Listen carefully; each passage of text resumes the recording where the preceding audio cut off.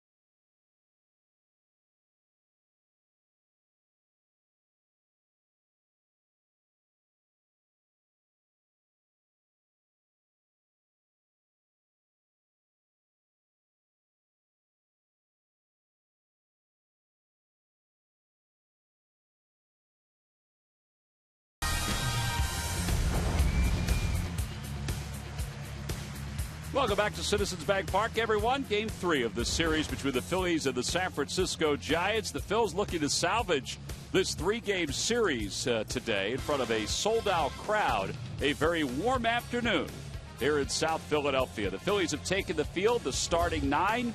They've received their autographs from their favorite Phillies player. Joe Blanton is about to warm up. Let's take a look at the Giants starting lineup, which is brought to you by Xfinity, your home for the most live sports. Leading it off for the Giants in right field, Nate Shearholtz. Ryan Theriot, the second baseman, bats second. Melky Cabrera hits third, followed by Buster Posey, the catcher. Pablo Sandoval is the number 5 hitter. Angel Pagan bats sixth. Brandon Crawford hits seventh. Brandon Belt hits eighth. And batting ninth and pitching is left-hander Barry Zito.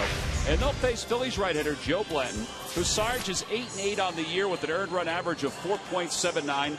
He still doesn't walk that many batters. No, he doesn't walk that many batters. I think at times, sometimes for me, that Joe kind of loses maybe a little bit of concentration. I think evident of that 8-8 record. I mean, you know what he can do, and he's leading after 7 innings or more. He's 7-0, but he always seems to go through a little bit of a spell where in that maybe 6th inning or so, he gets a little tired. That arm angle gets up, balls are up in the zone there, and they end up hitting him hard. Well, he's better than that 8-8 record. Well, we talk about the scouting report for Joe. His fastball will top off probably 91 miles per hour. He must command that fastball, though. Yep, he's got to command the fastball. That means in and out. You know that Joe is on his game when he's getting those ground balls. That's what he needs to do. Keep the ball out of the air. Let's take a look at the Nissan keys to the game. Sarge, what do you think? Well, Blanton, keep that ball in the ballpark there for sure. And against Zito, our hitters, you need to have patience. This guy's walked a lot of batters, giving up 13 runs in the first inning. Well, here we go. Nate Shearholtz will lead it off for the Giants. Shearholtz was the leadoff batter in yesterday's ball game, won by San Francisco in extra innings. And the first pitch of the day is taken down low, 1 ball and no strikes. Shearholtz overall 248 with 3 home runs and 12 runs batted in. He hasn't always been a happy camper this year for San Francisco because he hasn't played every day and he feels like he should get more PT. In fact, his name is circulated as far as trades go. And Bruce Bochy said guys have to realize that it's a long season. They may not get many at-bats, let's say, at point A, but they could during point B. And that may get them some more at-bats. That's the 21st home run allowed by Blanton this year. And the Giants take a 1-0 lead out of the chute. Wow. Now, that's not wasting any time. I got to think, too, with the leadoff hitter, that ball is almost right down the middle of the plate. Maybe a little middle in because he ended up pulling it. See, wants to be able to get the sink, but look where the ball went. Right in that nitro zone where he's swinging. No doubt about it when he hit it.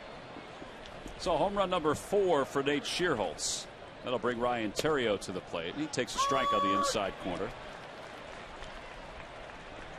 Theriot's 4 for 9 of the series. His 4 hits came in game 1 of this series. Yesterday he was hitless. Swing and a miss at a breaking ball, 0-2.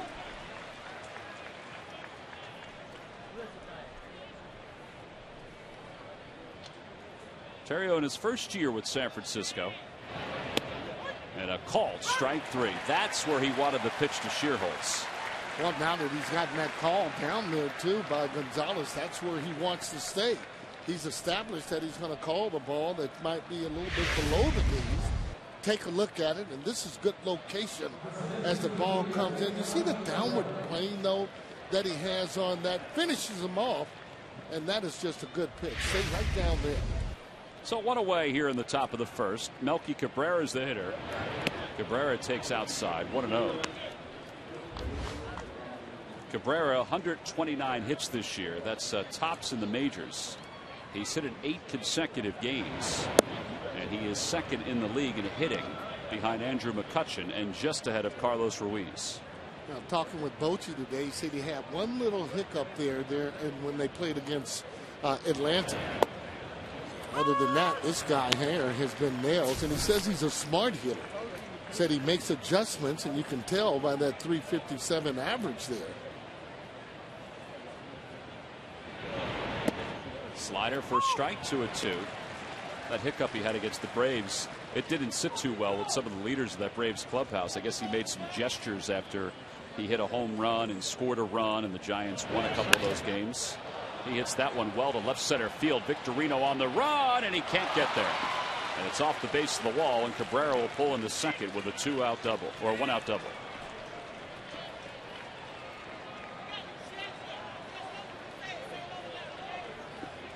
Well, he had 2 strikes on him, and Cabrera picks up his 20th double of the year. Well, you don't have that many hits by not being smart, but again, not a good pitch. Just that ball out over the plate to this kind of a hitter. He wants that ball even down a little bit more. But that's what happens, though, Tom, excuse me, with those good hitters. You end up trying to make such a good pitch that you end up either hanging it or throwing the ball in a bad spot. By the way, Manny Gonzalez, the home plate umpire, was hearing it from I think Ron Wotus, the Giants bench coach, as he was going back from the from covering third base as the umpire. I guess that was about the strike call to Ryan Theriot, which looked like a pretty good pitch. Mike Everett's the crew chief. He's around at third. 1-0 the count to Buster Posey. Posey had a good day yesterday. He had 4 hits, a couple singles, a double, and a home run. And let's just say he's had his way against the Phillies this year. Yeah, well, this guy's a good hitter, although I think for me, you're looking at the Silver Bat Award. For me right now, Carlos Ruiz would be leading the charge. There's Carlos getting today off. Eric Kratz is catching. Carlos a little banged up. Got a sore foot, has a sore arm. And not only that, obviously he gets hit the most on the team.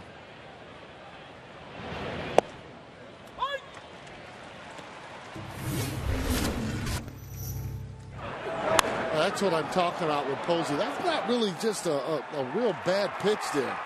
He went down and got that pitch, changeup.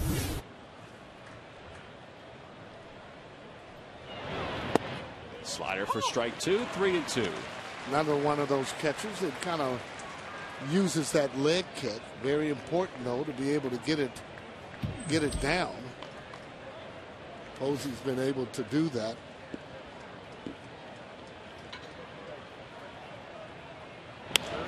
On the hands, foul territory down the right field line into no man's land. It remains 3-2, and Cabrera goes back to second.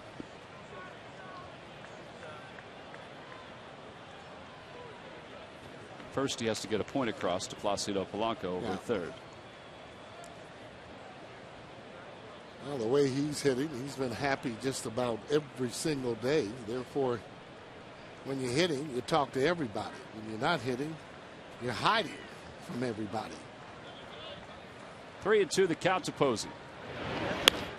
Hit over to third. Polanco looks Cabrera back to second, and there are 2 outs. Excellent pitch. Ball just really ate Posey up with a little hard sinker. Well, he's the scariest guy, I think, still in their lineup. So when you get him with a guy in scoring position, then you've done your job, at least for the moment. Yeah. And here's a guy that will just about swing at any pitch anywhere.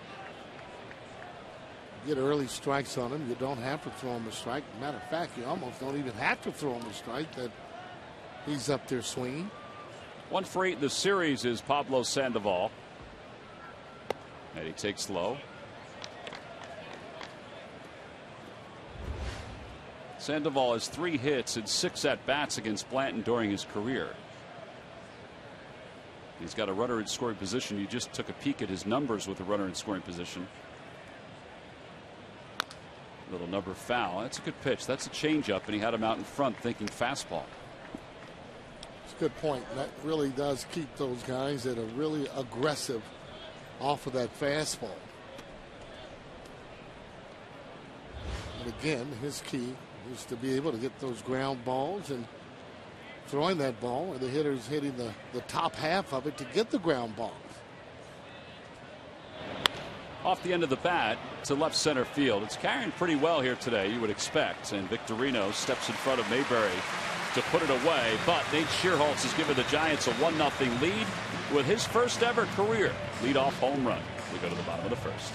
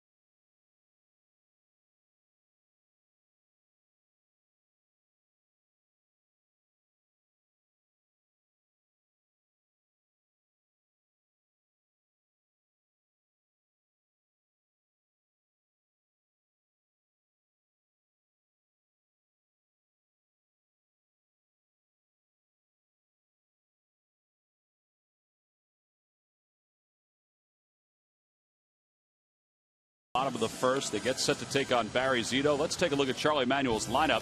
It's brought to you by Xfinity, your home for the most live sports. Leading it off at shortstop is Jimmy Rollins. Shane Victorino bats second.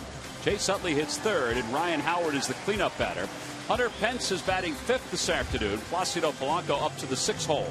John Mayberry Jr. in left field batting seventh. Eric Kratz will hit eighth. And batting ninth at pitching is Joe Blanton. They'll face veteran left-hander. He's now 34 years old. It's Barry Zito. 8-6 this year with an earned run average of 3.75. The way this guy's pitched for the Giants, you would never think he has won 153 games in his career. Unbelievable. And again, much harder to pitch, I think, in that American League just because you have the DH, never any downtime. Sarge talked about the walks. Look at that. 49 walks and 105 2/3. And Rollins takes on the outside corner for a strike. It's 0-1. It's the kind of guy you can't be afraid to hit with two strikes on you. He's not the type of pitcher that can continually throw the ball by you. There's a line drive caught by Pablo Sandoval. What a play. He just robbed Jimmy Rollins of an extra base hit right out of the chute. Well, you can look for the third baseman and the shortstop usually to get plenty of action. Simply because he throws so soft, right-handed batters will be pulling him just like that, and that is a terrific play. That ball was headed right down the line there. A couple of bouncers when Sandoval hit. Boom, boom. Tell you what, he showed some quick feet, some quick reactions. That's what it takes, though, to play that hot corner. You don't have to be fast, just quick. Here's Victorino, who picked up his 1,000th career hit in yesterday's ball game. Became the first Hawaiian-born baseball player to reach 1,000 hits in his career. 1-0 the count to Victorino.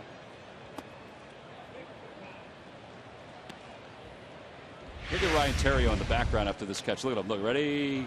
Yes. Does play with a lot of enthusiasm. Ryan Terrio, who the other day, when he was talking about Sarge, said, "Yep, he's the best first base coach I've ever had." Yeah, I didn't know how to take that. I think he was needling you a little bit. Yeah, he does that. 2-1 the count to Victorino. Outside, 3-1. Hey, it just goes to show you, you don't have to be a player that's 6'2", 6'3". I mean, to play in the major leagues, you got to have a lot of heart. And to be able to play every day, you got to have a lot of consistency. And at ball 4, so Victorino's aboard. I think that's such a key when Shane and Rollins, too, when those guys can take some pitches. I know they're not built that way, But when they can take some pitches early in the game, because then you got Chase Utley coming up. They get on. That hole's wide open on the right side. Absolutely. I mean, he just makes the whole team that much better. Utley homered yesterday. It was a long one right into the first row of the second deck in right field.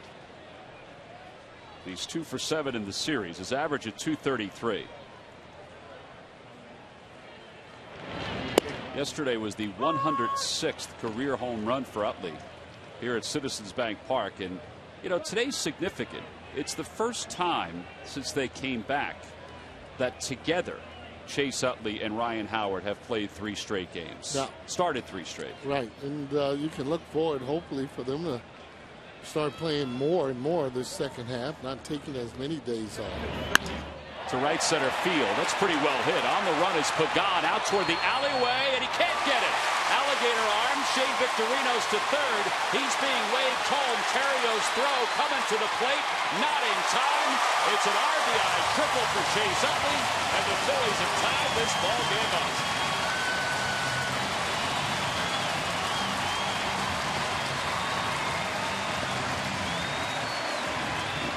Good base running there by Victorino. Take a look at it. That ball up in the zone, and Utley smashes that ball. Alligator arms is right. Drop the ball again. By then, you'll have Utley getting ready to go on into third base. Victorino scoring too. Not very fair, though. However, for him to fake a throw. Safe at third there. Safe and secure at New York Life. So yeah, right at the end of the play there, you saw where actually Sandoval, when he went down like he was faking a throw. That's just a no-no. You don't do that to players that are coming in there and sliding. Well, particularly when there's no play at all. The fake is not deceiving him for anything else. He's not trying to get an advantage anywhere else. Didn't understand that as he comes in and undecided. You see there, you don't do that. Just don't do that to players. 1-0 the count to Howard, and Howard hits it the opposite way foul. It's 1 ball and 1 strike. Now, the rule of thumb, too, for a player going in, you just go on and slide.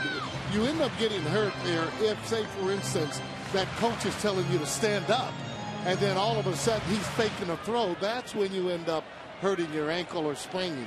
I think Chase was probably going to slide anyway, but I'm sure that he's tucked that back to the back of his mind.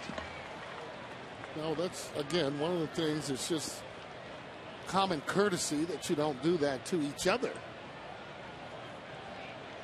2-1 the count to Howard. It's a 1-1 game here in the bottom of the first. And that hit him right in the hand.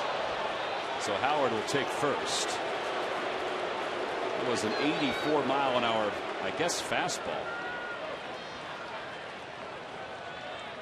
And the Phillies have first and third with 1 out. That's an up-and-in fastball, and you're right. Didn't even have a chance to get out of the way of that one.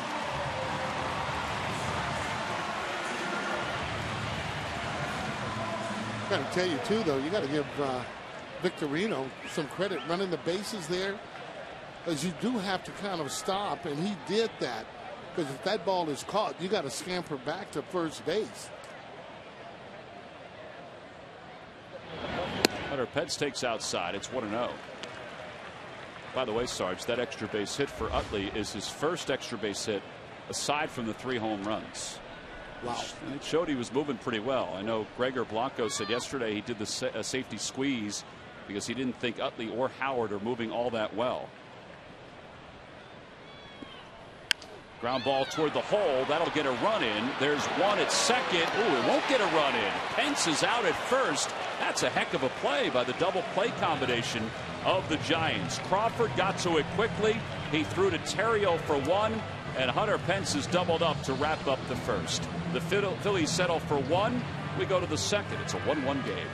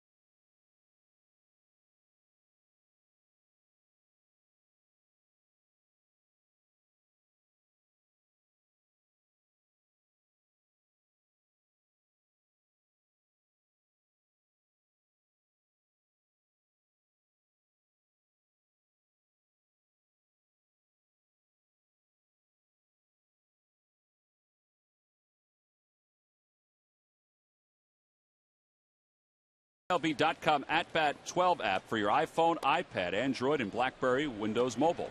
Text @bat to 31826 or visit Phillies.com for more details. Andrew got kicked out of the game yesterday, arguing on strikes. I was surprised by that because I thought it was a pretty good pitch. Looking at it on a couple of different replays. Yeah, I've been talking with him today. He said that he's just been getting called out on so many close calls that he just sort of kind of blew up. Took a hefty swing at a changeup there. It's 1-2. So I asked him, what did he say to get himself kicked out? And he said he just told him, hey, I think you're much better than that. And he said, oh, yeah? See you later. No, Mike Everett was the home plate umpire. He threw him out yesterday. He threw him out quick. 1-2 the count to Pagan. Swing and a miss. Throw back-to-back changeup. Second strikeout for Blanton. So at a Major League scoreboard, they're underway down in Washington, and the Nationals are shutting out the Braves 4-zip. Yesterday they split a day-night doubleheader. Ryan Zimmerman, a home run, 2 runs batted in that ball game for Washington. In the standings, they're kind of at a stalemate. The Braves have pulled to within 2.5, but that win last night by the Nationals gave them a little extra breathing room. If they had lost last night, it would have been a half game that separated the two. Yeah, one of the things we're just hoping, since they haven't been there before, that they're going to start to get a little nervous, those Nationals, and maybe lose a few more games in a row. It's not odd to think that, right? Well, no, that's what you got to hope to think that. But now, once you end up playing them, it's simple. You got to beat them every single time if you're going to be able to get back. 1-2 the count to Crawford. Boy, the changeup is really working well for Joe Blanton in this inning. Crawford, a .239 batter with 3 home runs. He had a career high 5 RBIs in Friday night's ball game. He did not start yesterday's game. Ground ball right side. Ryan Howard is there. Blanton to cover. 3-1 on the putout. Budweiser, through the Walk Off a Hero program, will donate $5,000 to Folds of Honor for every Phillies walk-off win. Please join Budweiser and the Phillies in honoring those who keep our nation safe and free.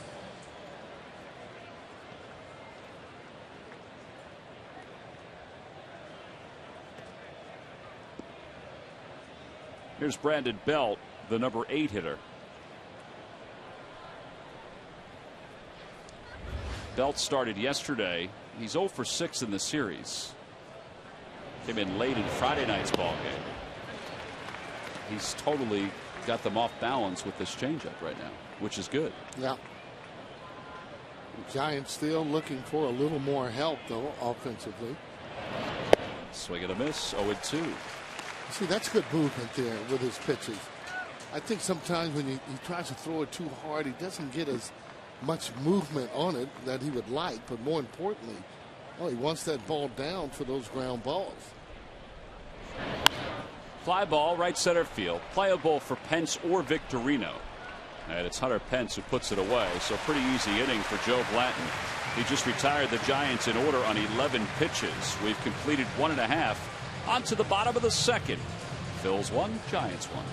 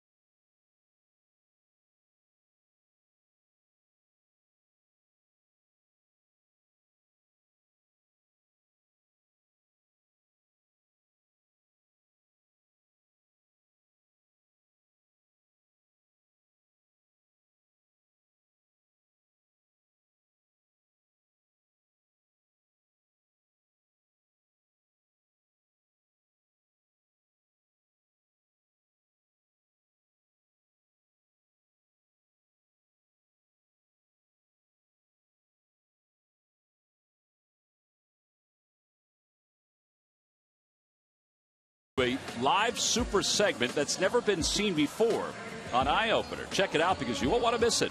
Eye Opener, a different kind of morning show tomorrow from 6 until 8 on PHL 17. Last of the second, Placido Polanco, John Mayberry, and Eric Kratz to face Barry Zito, who back on this date in 2000 made his major league debut for the Oakland A's and picked up a win against the then, I guess they were the Anaheim Angels. They weren't the California Angels. They certainly weren't the LA Angels of Anaheim. Polanco takes a breaking ball for strike. It's 0-1. Polanco's 1 for 4 in the series.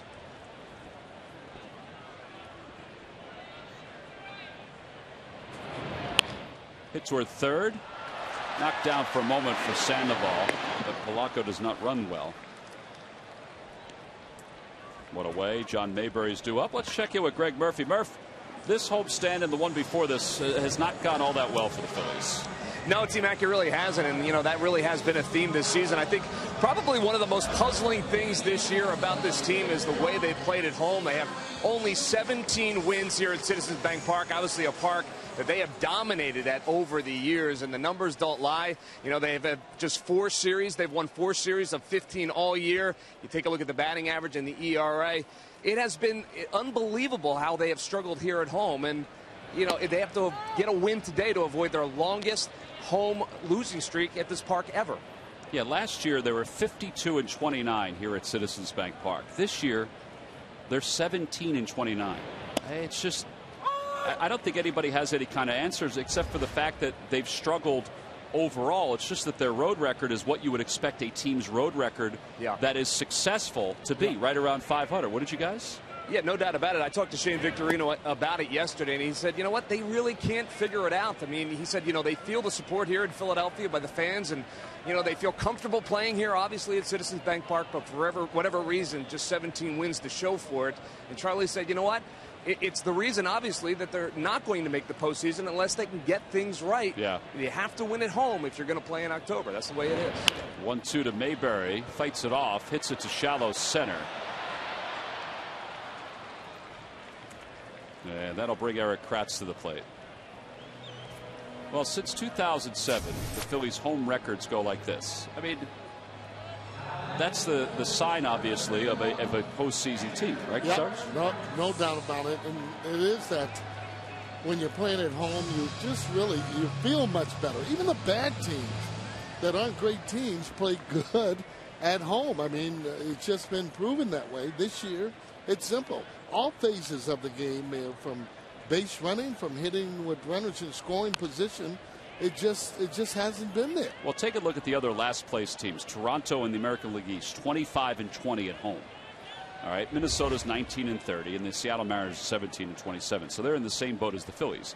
But the Astros are 24-21 at home in the Central. Yep. And then in the West, Colorado's 20-29 at home. But even that, is strange as it sounds, might be easier to understand than 17-29. Yeah, you have to be able to play better at home. I mean, there's just no getting around it. Eric Kratz makes the start today. It's no balls and 2 strikes to Kratz. And they go upstairs. They appeal, and first base umpire Paul Schreiber says he didn't go. The Lucky McDonald's Phillies home run jackpot contestant is Ray Fox of North Wales. If the Phillies hit a home run in today's ball game, then Ray will win $100. 1-2 pitch to Kratz. Swing and a miss. They went upstairs. He got him with a fastball. And the Phillies go down in order here in the second inning. So a quiet second for both teams. We shift to the third in a 1-1 game.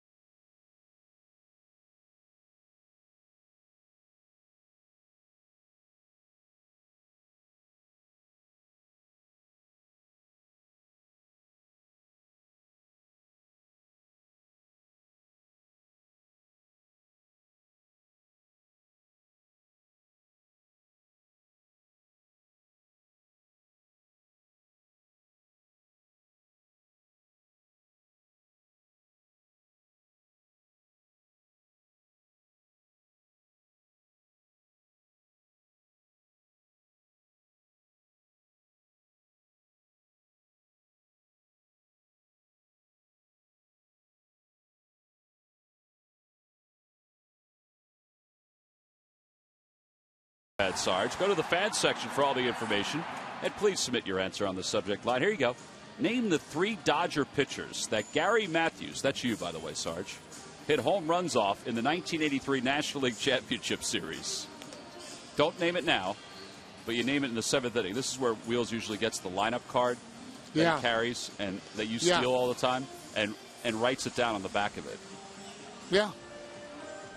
You have any idea of where what those answers are right off the bat? Oh yeah, probably. I didn't hit a lot of home runs, so it's one of those ones I should really remember. You didn't hit a lot of home runs? I did not, especially there in the playoffs. So I mean, I should be able to, remember those pitchers. You hit over 200 in your career. 234, Tom. Well. Okay. Let's get the numbers straight. But you're right about that. I hit a few line drives, but I should come close to it. Let's put it that way. I knew 2 of them. I didn't remember the 3rd one. Barry Zito leads it off. Check swing, ground ball to short. Rollins is there, 1 away. Well, Sarge, as everybody knows, worked his fingers to the bone yesterday on radio for 9 innings. Whew. Now today you have to work 9 innings here on TV because Wheels is coming back from the Hall of Fame. Yep. Where he was there at Tim McCarver's induction. So you worked with Scott yesterday. Look, Scott is whipped. He's totally whipped working with you yesterday. Actually, though, we had such a great time, though, in doing that. So it was a little bit different than working with Larry and so on. And didn't get on the umpires until late in the ball game, by the way. All right, well, I guess every game on radio you have to get on the umpires at some point. Well, if you're sitting in that seat, it's something about that seat and those headphones. Nate Shearholtz takes a strike. There's Larry to the right. Mike Tuberosa's upstairs there at the board. He's the one that's engineering today. You know what they're saying right now? Why are they putting us on TV? Oh, yeah, and that's exactly what they're saying. Yeah. There's the microphone Sarge was talking about, which I understand you had a little trouble with yesterday. Is there an issue with the microphone? I was pretty good with the mic yesterday. Just little spinner foul. Just different than working in on television. Mike Everett's hearing it from the fans because Placido Polanco was trying to make a play on that, and Everett did not really move out of the way. I don't know if Polly would have gotten it. Let's see. Look out. I should have just did what Hunter Pence did. Just knock him right on over. Keep on going. Right side. Nice hop for Ryan Howard. Glenn does a nice job to get over. 7 in a row retired by Joe Blanton. Starting to get those ground balls, and that way he's keeping the ball down. No reason to throw the ball up when he's calling low strikes. Yeah, I think that home run to start the ball game by Shearholtz, that's what you would call a mistake. Well, there's no doubt about it. He was a mistake. Not being able to regroup and just give your team a chance to be able to win the ball game. Ryan Theriot swings at the first pitch. 7-pitch inning for Blanton. He had an 11-pitch inning in the second, 7 pitches here in the third. Not too shabby. Settling down as we go to the bottom of the third. Blanton will lead things off for the Phils.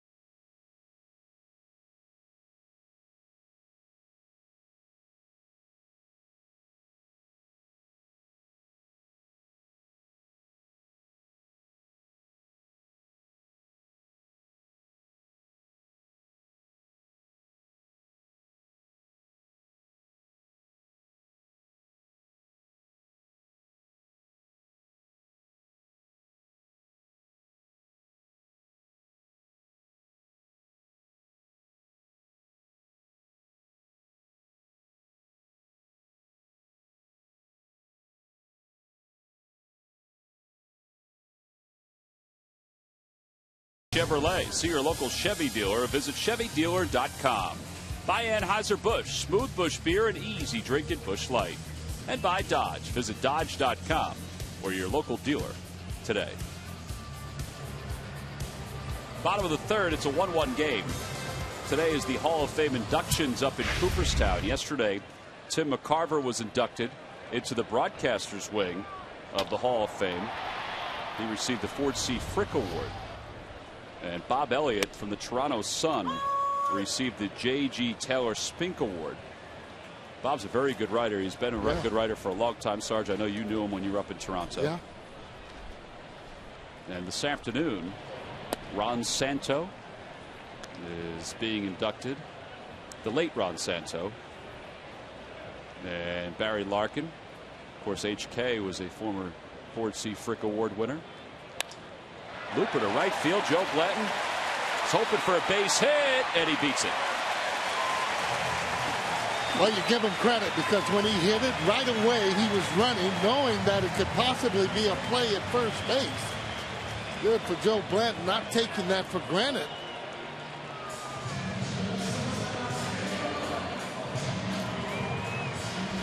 Just helping out his own cause, and check out this throw. He's going all the way there to first base, and Joe beat it in plenty of time. Well, now Rollins with the leadoff batter aboard for the Phils. First time today. And Jimmy takes a cutter for a strike.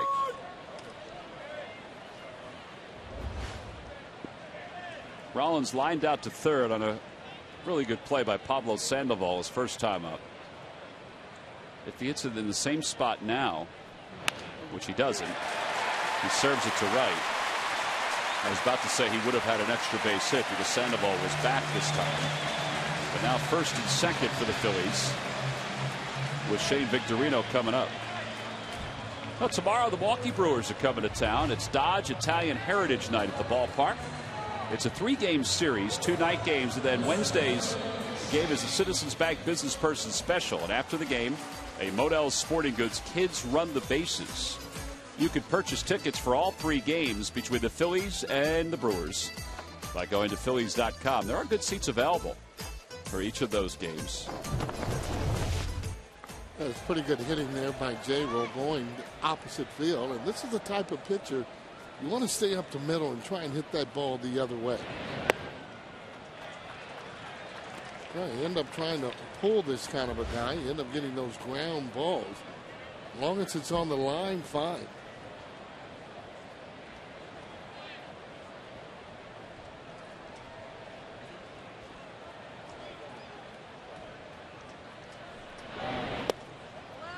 Two and 0 the count.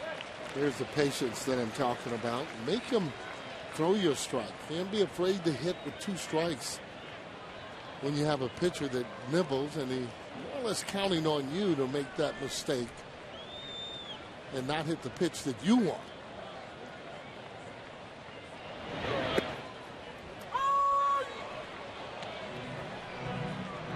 I think he was just taking a strike there. Just taking a strike, and that's wasn't thrown very hard. Fastball 85, but I thought he had it in a pretty good spot, kind of up and in a little. And you don't want to pop it up. You want to drive the ball somewhere. He was a little out in front of that. Fouls it off, and it's 2-2. Good thing, though, at least he was looking to try and maybe hit that ball the other way.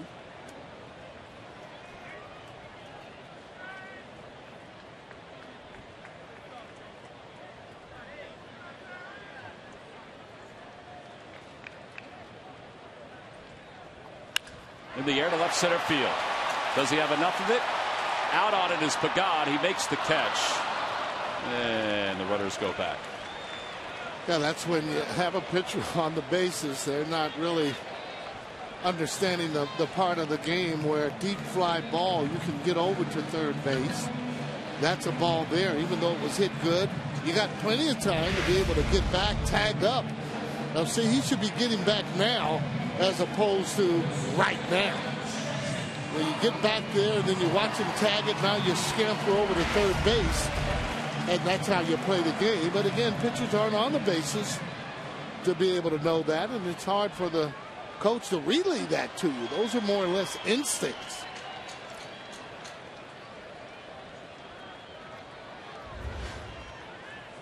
Utley tripled his last time up. He drove in the run that tied it up for the Phils in the bottom of the first. Takes a curveball outside. 1-0.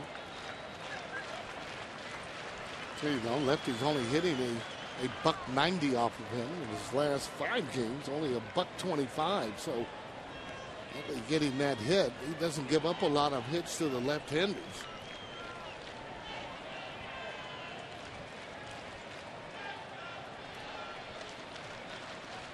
Off the end of the bat, ground ball to first. The throw is a little high. Nice job by Rollins. He went in hard to make sure that Crawford, I don't think he would have gotten Chase anyway, but make sure that Crawford had no chance to get Chase. Oh, you're right. That's how you're supposed to play it. You go in hard right there, and you can see with Blanton getting over the third, that would have been a run. Utley pulls that ball there, gets it there. It was kind of a high throw, and that's what actually happened, though. He missed the bag, wasn't on the bag. Here it is, another high throw that pulls him off of the bag. He had to go back down, and then J-Ro just took him completely out of the play.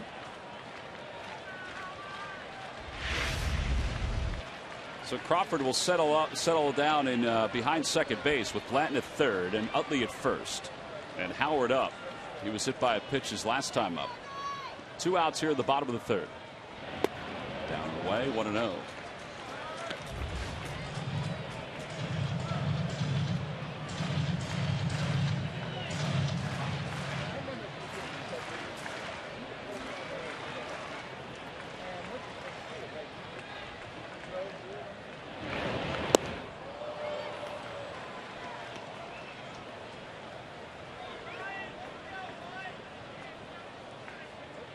One of those pitches that he has, that sweeping curveball. He's one of the guys in the league that throws it slow, but he still gets a tremendous amount of break on it.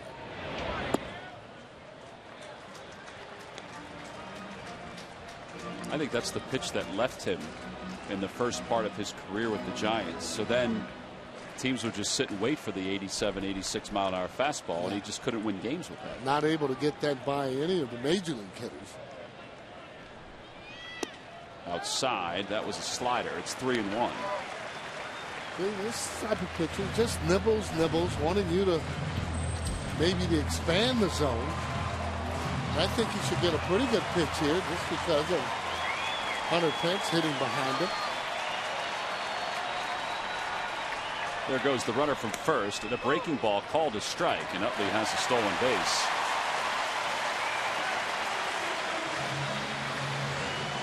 I thought that pitch was high. Looked a little high, and again, though, curveball, though. I'm thinking maybe he was going to give him that fastball. Let's see what he gets here. First base open. Nibble, nibble, nibble. Well, I still think he's got to go at him. And he does. He throws him a slider, and Howard is a strikeout victim to wrap up the third. Phillies get a couple hits. They lead 2. Pretty good pitch from Barry Zito to wrap up the bottom of the third. We'll go to the fourth here in Philadelphia.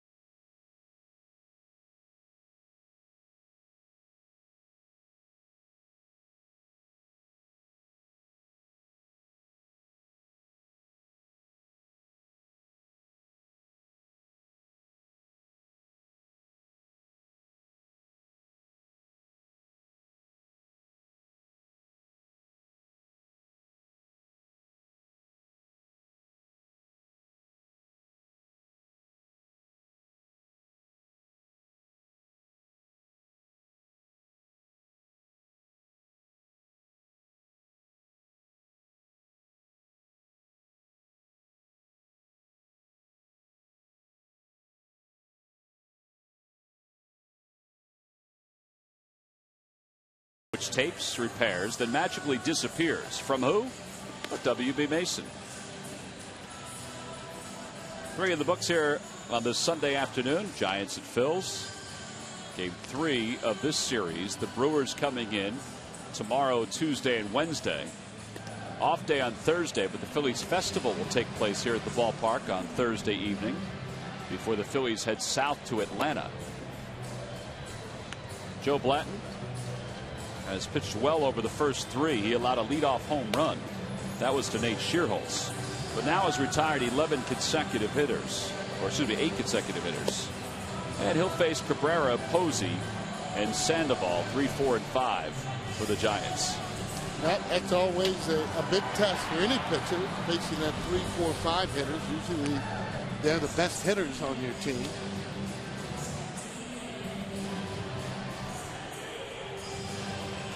Well, that is certainly the case here for the Giants. Melky Cabrera, who last year played for the Royals, hit over 300 for them.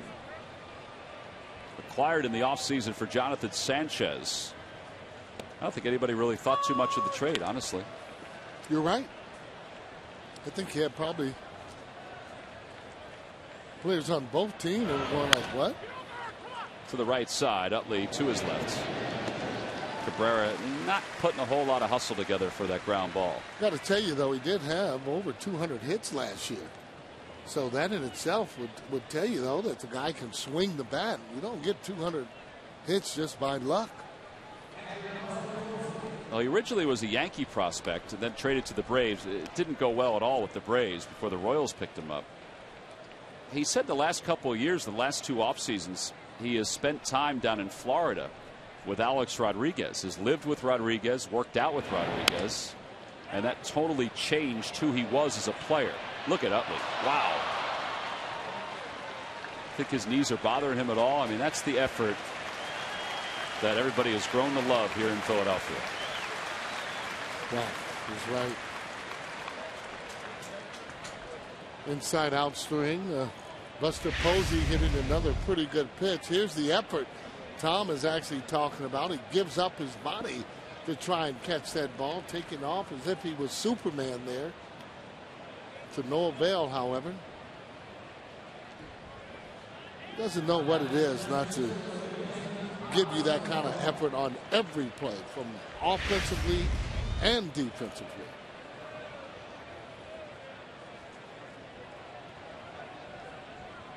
Fifth hit of the series for Posey. Sandoval flied out his first time up to center. By the way, that ends a string of 9 in a row retired by Blanton. That single by Buster Posey. Yeah, and actually got punished though on a good pitch. Posey just hitting that in no man's land. Couldn't have thrown it out there any better.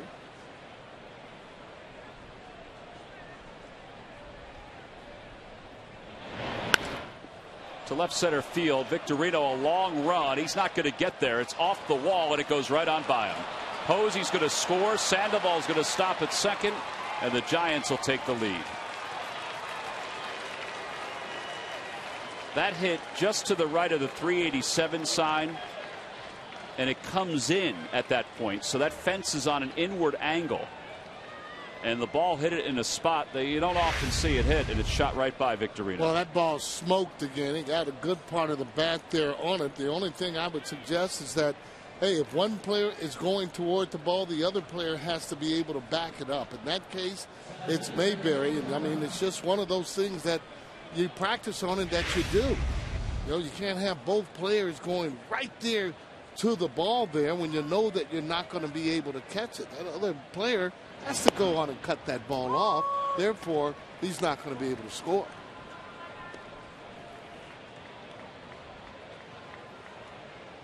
So it's 2-1 San Francisco on the double by Sandoval. And Pagan's now the hitter. Right side. Howard's going to have to flip it to Blanton covering. Good play. Sandoval's at third with 2 away. Joe Blanton doing a good job in getting over when that ball is hit to the right side. You know, pitchers, when that ball's hit to the right side, that's one of the things that Greg Maddux did all the time. He would bust over there to that first base bag.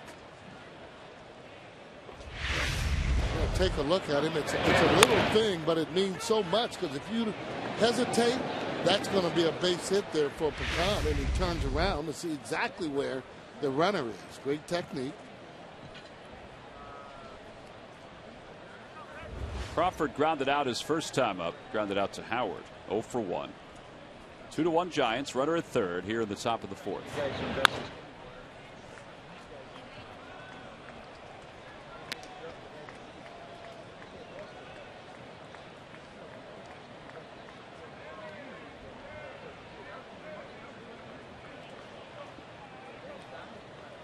That youngster skinned his knee a little bit when he picked up that ball. Outside, 1 ball and 1 strike.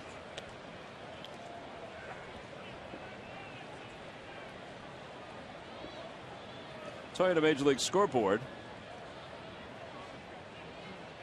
Update in New York. The Dodgers lead the Mets 2-1. Play by Kratz. Dodgers commit to play today, 2.5 behind the Giants in the West. The Mets, well, since the All-Star break, they've been dropping. They've lost 8 of 10. And they're right at 500.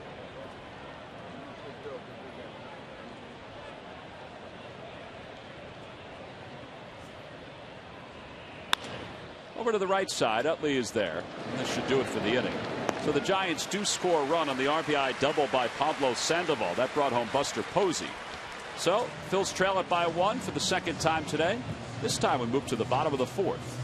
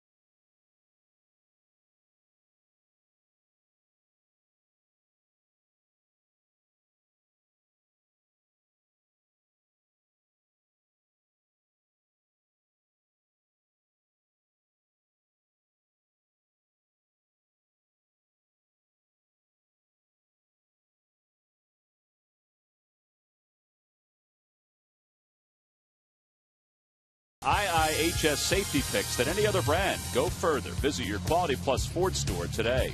Buy Xfinity, the official HD triple play provider of your Phillies. And buy McDonald's. Now at McDonald's, any size soft drink or sweet tea is just $1. Home half of the fourth. Yesterday was the largest crowd, regular season crowd, at Citizens Bank in the history of the ballpark. Yeah. Today it's another sellout. Hunter Pence starts it off for the Phils.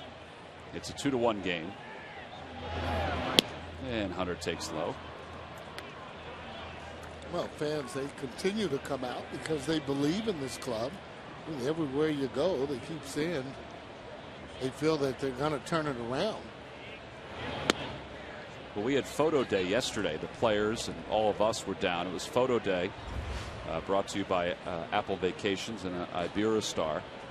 And all the folks that we talked to, they were, a lot of them were still very optimistic that the team could turn this around. But I think everybody's realistic that if there is a turnaround, it has to begin like now. Well, you're right, though. I mean, this inning. You got to be talking about winning the series, but now, I mean, it's just so much pressure they put on themselves by not winning that first game. Then you lose the second game. Third game almost becomes a must. But then you have the Nationals, Washington Nationals, that just seem to keep winning. 3-1 is whacked foul by Pence. It's 3-2.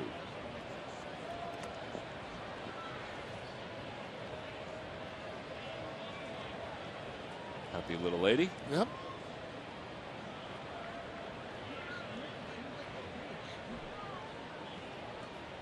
Curveball. Back-to-back strikeouts for Zito. One to end the third, one to begin the fourth. And 3 strikeouts overall. Friday, August 3rd, the Phillies will begin their home stretch in the month of August here at the ballpark with the Arizona Diamondbacks. Now, Sunday's game has officially been placed at a 1:35 start. So, Sarge, no sleeping in that day. It's the Phillies and the Diamondbacks, 2 night games and a day game. Order your tickets at Phillies.com. Okay. Phillies had a couple of games that were up for grabs that they were TBA on Sunday because national television was thinking about picking them up, but they've decided to go a different route.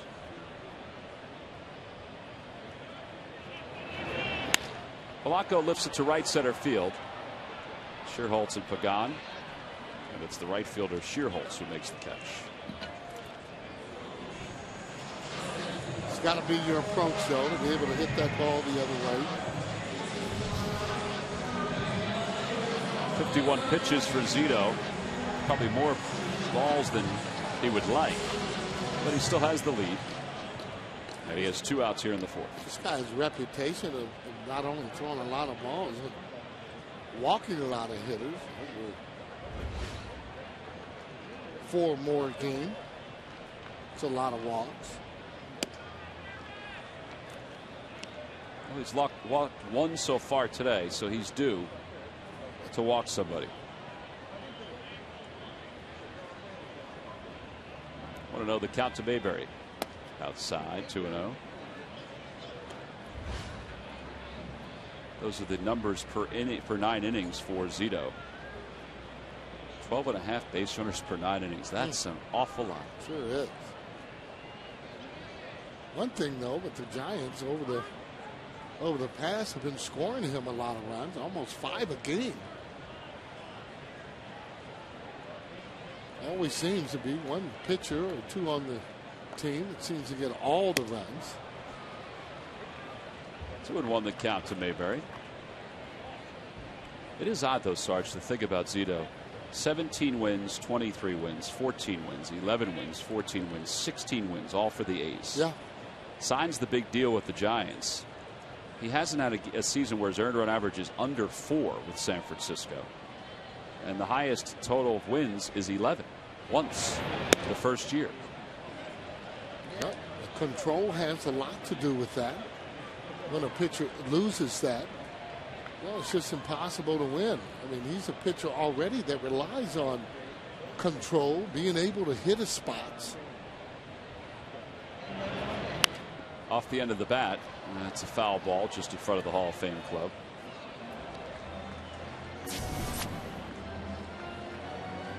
Since 2008, he is among the leaders in losses in the majors. Now, he's got some pretty good company.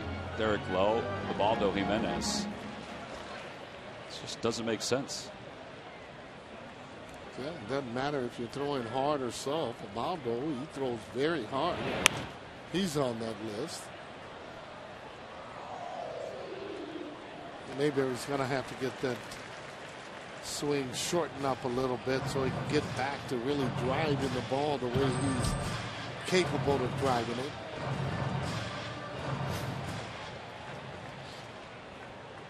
This is the type of pitcher, I mean, he should be able to handle, I mean, any of the right-handers for that matter.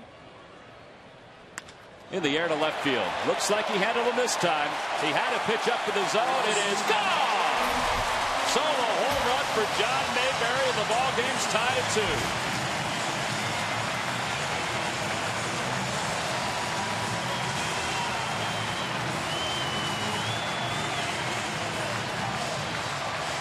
Got him a pitch that was right out over the plate. He did not miss it on 3-2 after getting jammed his first time up. Take a look at it. That's what you call full extension. Back-legging it. No doubt about it when he hit it. It's good hitting right there. And he's won $100 from Ray Fox of North Wales, courtesy of our McDonald's home run jackpot. So back even at 2 here at the bottom of the 4th. Eric Kratz is the hitter, and he takes a breaking ball for strike 1. Players were joking today about how Kratz has been unleashed. Carlos Ruiz has caught every inning of every game since the All-Star break. Unbelievable. And Kratz gets a chance here, lifts it to left. Playable for Cabrera. So the Phillies settle for the tying home run off the bat of John Mayberry, his 7th home run of the year. He got a pitch out front, a little up in the zone, and he did not miss it. So we played 4. We go to the 5th inning in Philadelphia. It's the Phillies 2 and the Giants.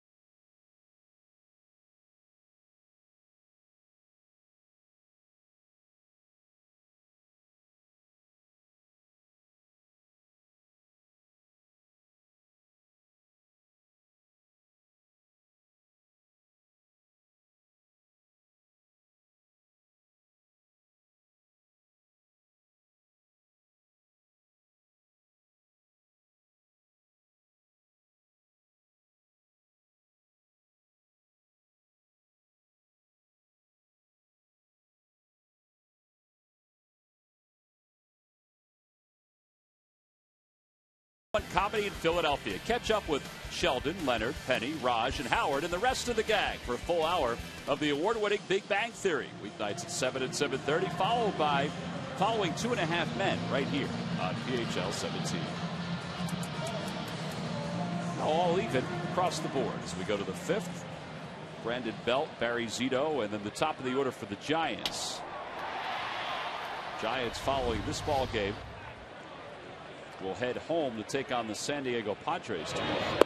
Phillies will await the arrival of the Milwaukee Brewers. Giants have a long homestand coming up out at AT&T Park after the series, which includes 3 games against the Dodgers, the team that's directly behind them in the standings. Yeah, due to injuries, Los Angeles Dodgers end up losing their lead. 2-1 the count to Brandon Belt. They had a pretty big lead at one time. Well, since the 1st of June, the Giants and the Dodgers have basically flip-flopped records. Bruce Bochy's team is above 500 since the 1st of June. The Dodgers are just below 500. Broke his bat, foul ball, and it's 2-2 to Belt. See the standings in the National League West. Arizona's lingering a little bit, but they just seem like they have too many issues going on. They do have a lot of issues. Certain players talking about being traded. Yeah, the next week is going to tell a lot for a lot of teams.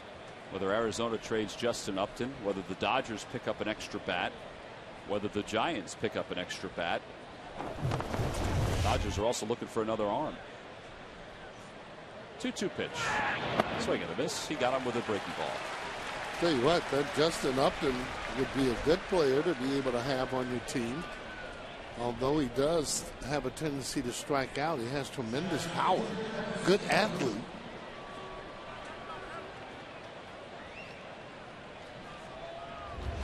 Barry Zito grounded out his first time up.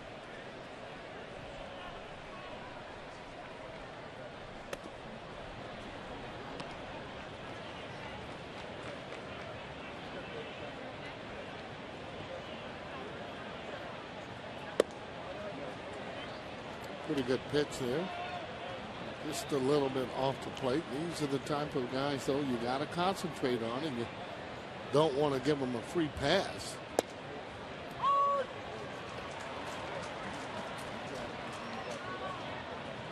No pitcher likes to walk another pitcher. Right, but how does one pitcher feel after he gives up a home run to the other, and then Not vice good. versa? Not good. As a matter of fact, they were talking about that in the Giants dugout. They thought that maybe Cole Hamels, with the way he swings, should have more than just that one home run, his first home run. Totally agree with that. You and I have talked about that. Yeah. Yeah, you said it a while that you like the way that he swings the bat. Kane has 6 homers, and Cole yesterday hit his first major league home run, and it was a sweet swing. Unlike that swing right there. Here we go. Let's look at the home runs. First, Kane out front. Boom. That's a pretty good shot. But this is a big man's home run.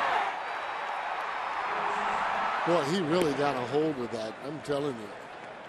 All smiles to him. 3-2 the count to Barry Zito. That'll make him feel even better, though, after he hits one off of you. Then the very next inning, first pitch, see you later. 4 strikeouts now for Blanton as Zito tips that into the glove of Kratz. And with 2 away, Nate Scherholtz is coming up. Visit the ballpark up close and personal with your group, 25 or more. Tours include visits to the dugout, Diamond and Hall of Fame clubs, and much more. They're available year-round. For information or to schedule a tour, check out ballpark tours at Phillies.com. Ball's hit sharply, but on one hopped up. You can't argue with the way Joe Blanton has pitched in this game. 5 innings.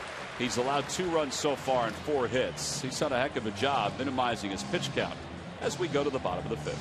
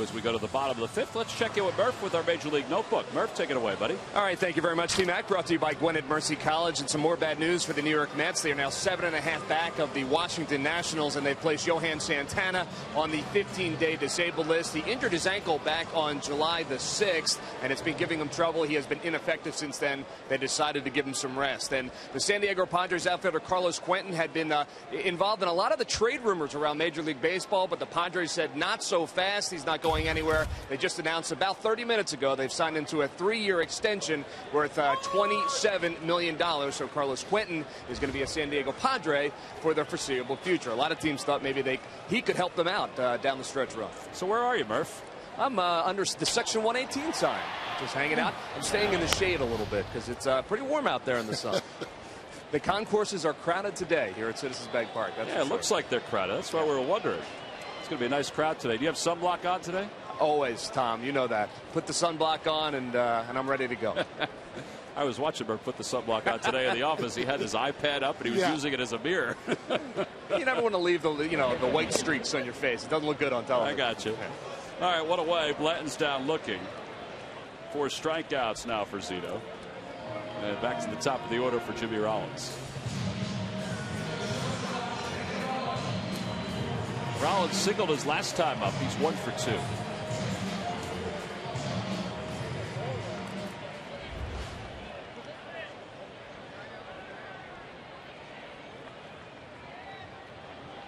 Every time he gets in the 260s, he starts to drop down. Just can't get it going the other way. You would hope once you get up to about 262, 3, 4 or so that you start climbing to the 270s. That's where they need them. And a little higher.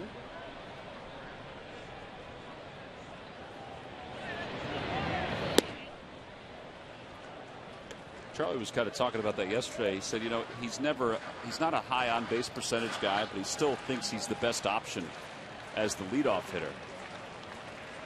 He said he likes the way his swing is right now. He said the timing's just off a little bit. See, like right there.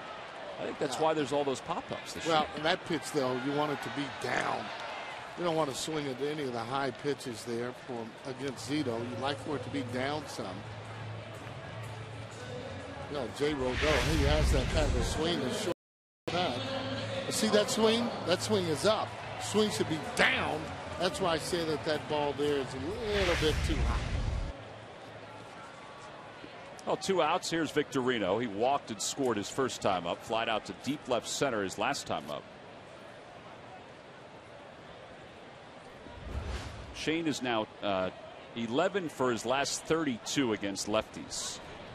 His average is over 350 during that time. Shows bunt, takes a strike, 0-1.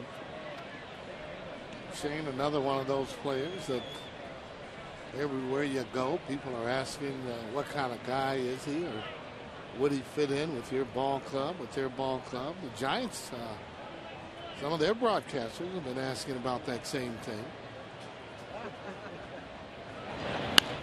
Down the left field line, that's going to hook foul.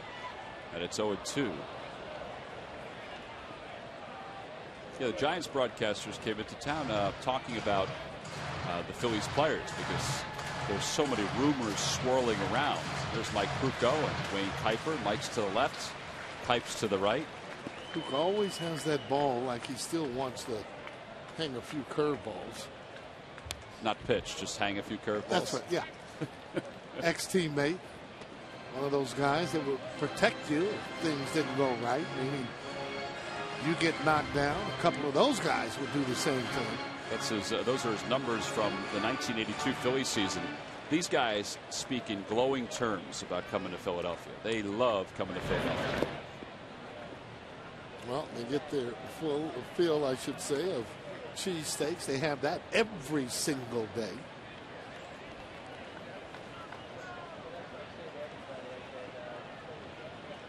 Mike Krukow said to me yesterday, he said, what's not to like about Philadelphia? The ballpark, the city, the fans. Back to the box, and Zito will take care of the Phils here in the 5th. 1-3 on the putout. Phillies go down in order here in the bottom of the 5th inning. So 5 in the books. We talked about that pitcher's duel from yesterday. Well, We're carrying it over to today.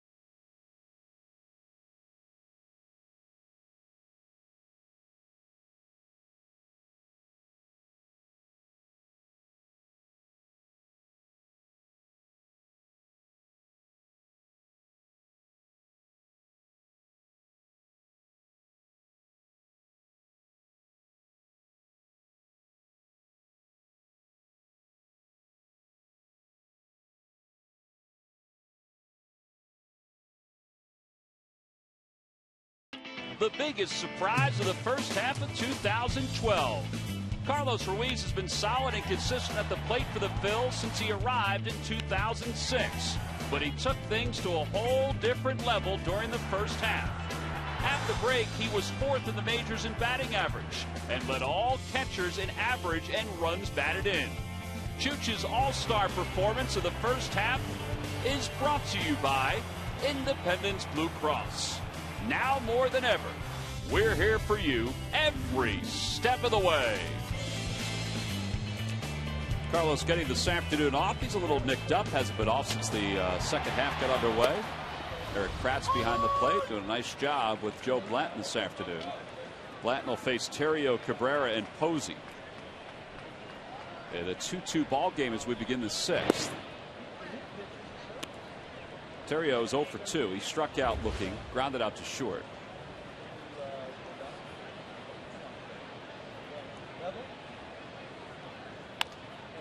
Little number to second.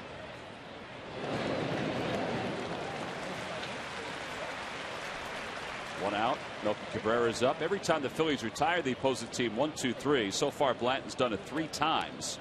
Comcast will make a contribution to Phillies charities. Phillies baseball is brought to you by Xfinity, your home for the most live sports, giving you all your favorite sports all year long.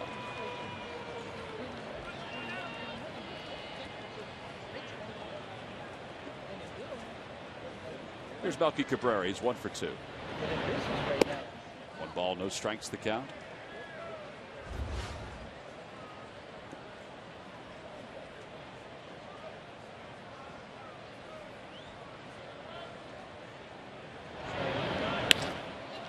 Center field, Victorino's out there.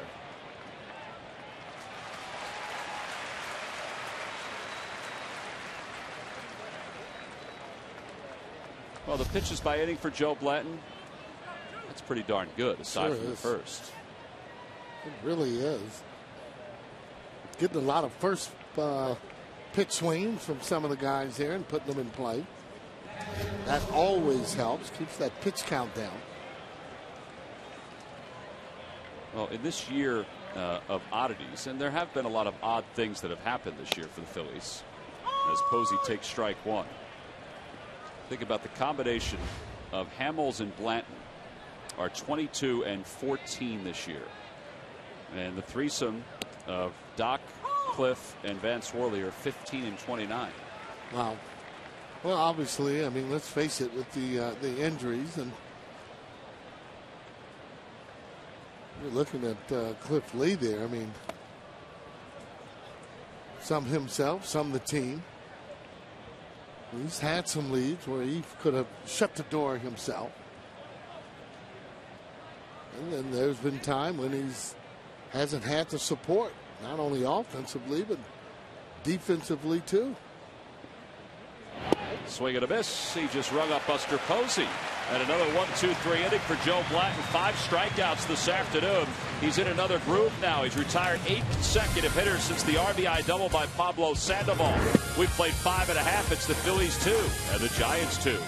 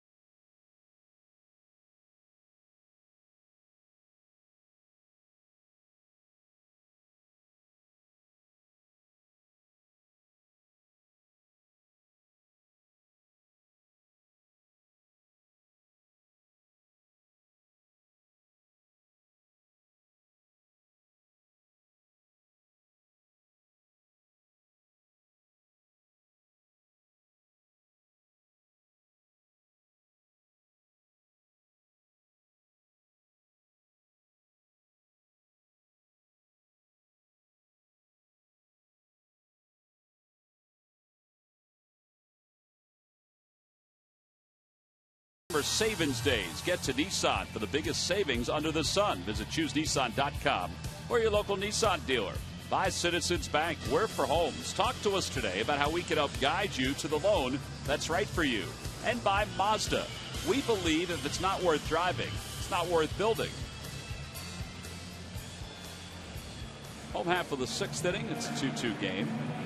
3, 4, and 5 due up for the Phils against Barry Zito. Sarge, what have you seen from the first 5 innings that you think the Phils need to adjust to as we go into the back end of this game? Well, he's been mixing them up pretty good. I mean, give Zito a little bit of credit. But I, for one, wouldn't be trying to pull him at all. Really trying to stay up the middle in the opposite way. And again, like I said earlier, don't be afraid to hit with 2 strikes on you. I mean, and make them zone them down some, a little bit. Just 72 pitches for Zito, and Utley bunts towards second. Terrio picks it up with a bare hand and throws him out. Oh, wow. That was a good play by Ryan Terrio, because that was a pretty good bunt by Utley. Oh, that was a great bunt, and I'm telling you, he was all the way back. He got a good jump. What he did, though, is that he timed it. He got the right hop. See how he came in? Once he got that, ended up getting that hop, he was able to get Utley with no problem. Right there. And flipping right on there. You see he got him by plenty. But he surrounds that ball there and he bare hands it. And once he does that, it's all over. Howard's 0 for 1. As Utley puts the helmet back in.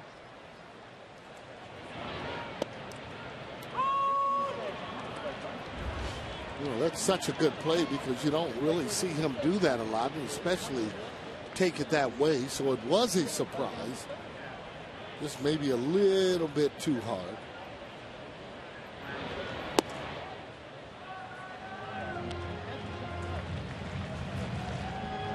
Check in with the Pirates and the Marlins on the Toyota Major League scoreboard. Andrew McCutchen has another RBI. That's new.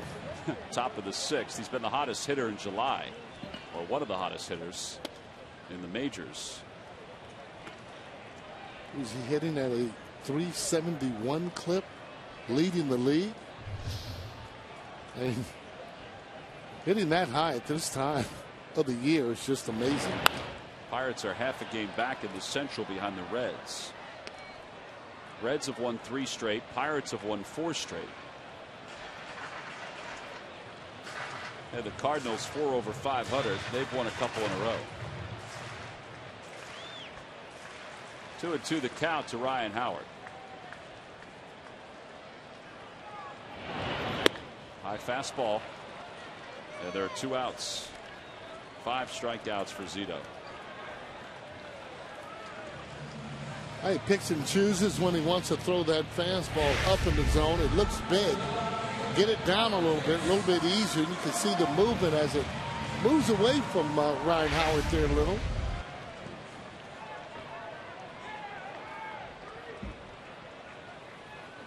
That'll leave it for Pence with 2 away. He's 0 for 2.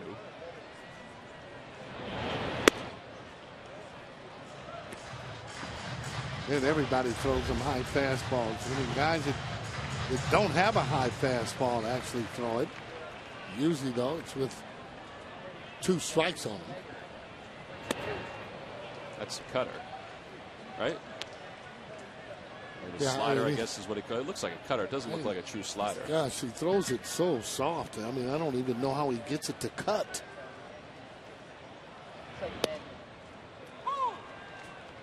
That's his fastball, 85.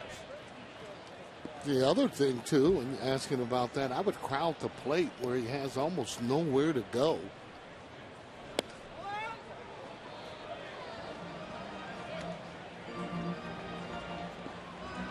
He wanted that pitch. Thought he threw it in the same spot that he got the strike before.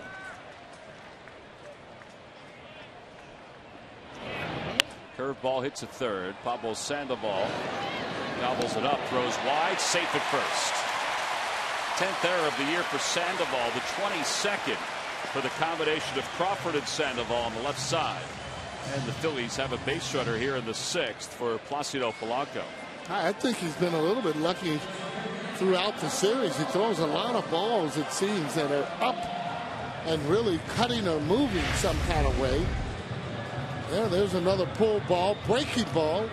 He catches that in fine fashion, but then he just let it go up high. Kind of lost his footing there just a bit.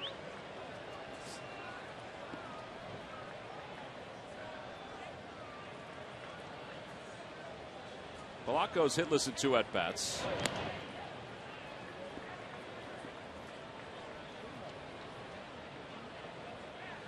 Well, they're kind of bunching him in the outfield, meaning giving up the lines, both the left field line and right field line. A little deeper in right field. Takes curve for strike.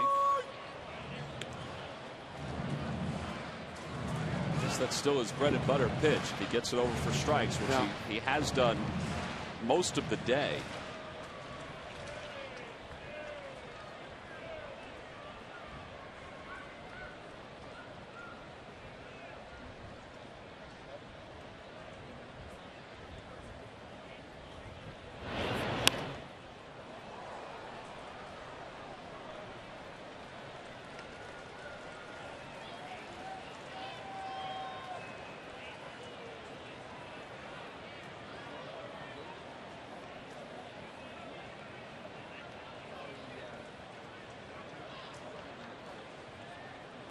Needs to string a few more hits here together. Ball down the line.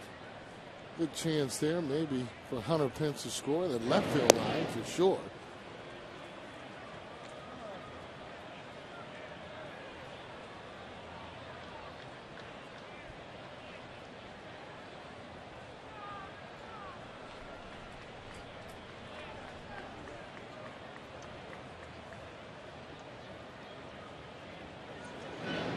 Outside, 1 ball and 2 strikes. That was a curveball that just stayed outside. I guess a slider in that case. Mayberry's on deck. He's homered today.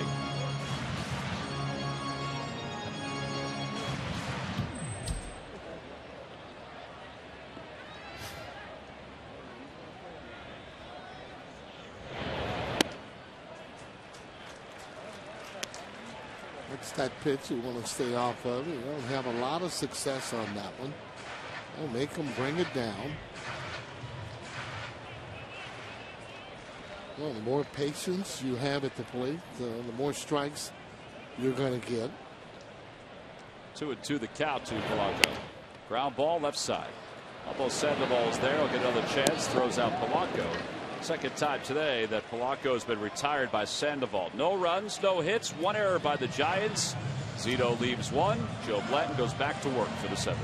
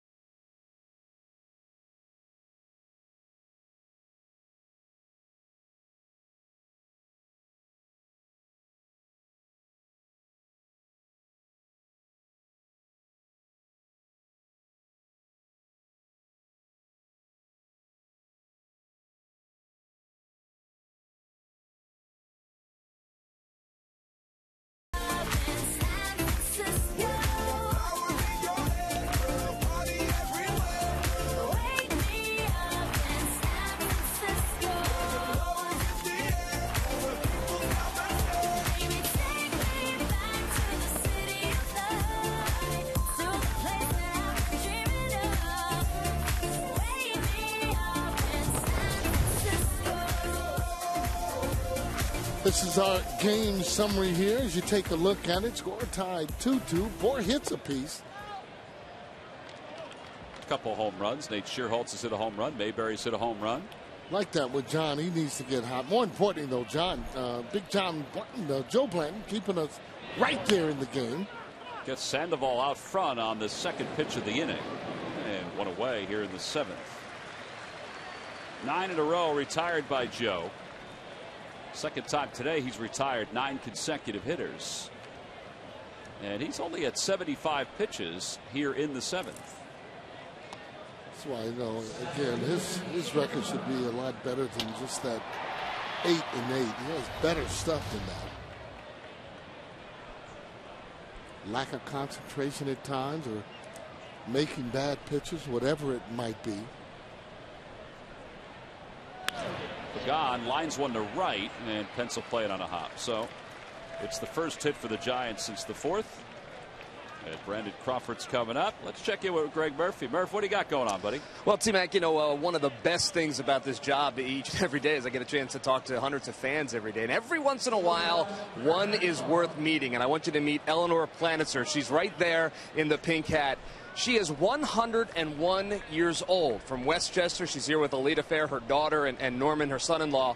She's been a season ticket holder since 1978, and they are here every Sunday. So she is a huge Phillies fan, a lifelong Phillies fan, and that is certainly saying something when you're 101 years old. Yes, she's enjoyed, like everybody else, these last 8, 9, 10 years, particularly since this ballpark is open, since 2004.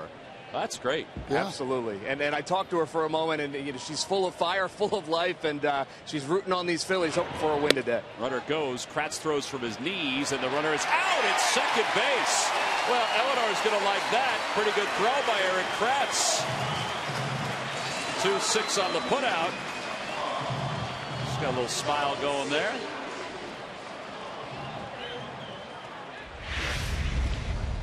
That kind of looked like he got a pretty good jump right from the knees, however. Take a look at it as he goes in, and I think he got him on the side. And Pagan not thinking that, however. Yeah, I think it was a good call by Laz Diaz. Good tag by Rollins, too. Once Eric didn't get to his feet to throw it, I was thinking, uh-oh, he got too good of a jump. But he fires a strike, and he's out. Oh, yeah. Good shot on that. Fly ball center field. Victorino ventures back. Turns out to be an easy inning for Joe Blanton. Much to the delight of Eleanor. She's watching her Phils today, hoping for a little runs as we stretch here at Citizens Bank Park, middle of the 7th. It's the Giants 2 and the Phillies 2.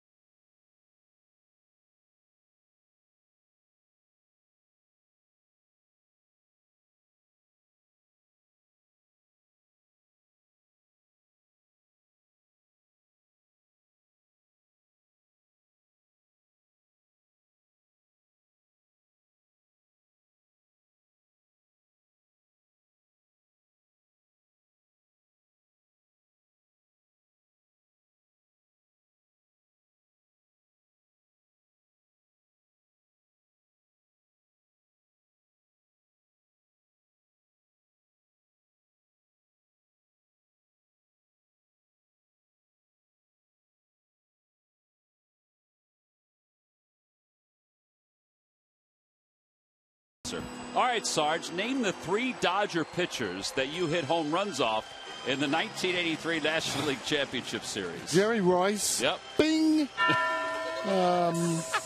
Fernando Valenzuela. Bing. I got to tell you, though. You're making my side. I don't remember. I'm going to say 2 off of Fernando. 2 off Fernando? No. Yeah. Okay. I don't really like. I don't like that sound at all. Let's hear you say the buzzer. You did the bing. Yeah, I don't want to do the buzzer. Let's see. How could I? Right-hander? Oh yeah. Kind of down a little bit, not 3/4, but yeah, maybe close to 3/4, a little lower. Oh, I can't remember. Alejandro Pena. No wonder I don't remember him. He was only there for a cup of coffee. He was around for a while, maybe with the Dodgers. Oh, my God. Log back on to Phillies.com to find out if you're the winner of Phillies prize pack. Thanks for playing Dodge Stump the Fans.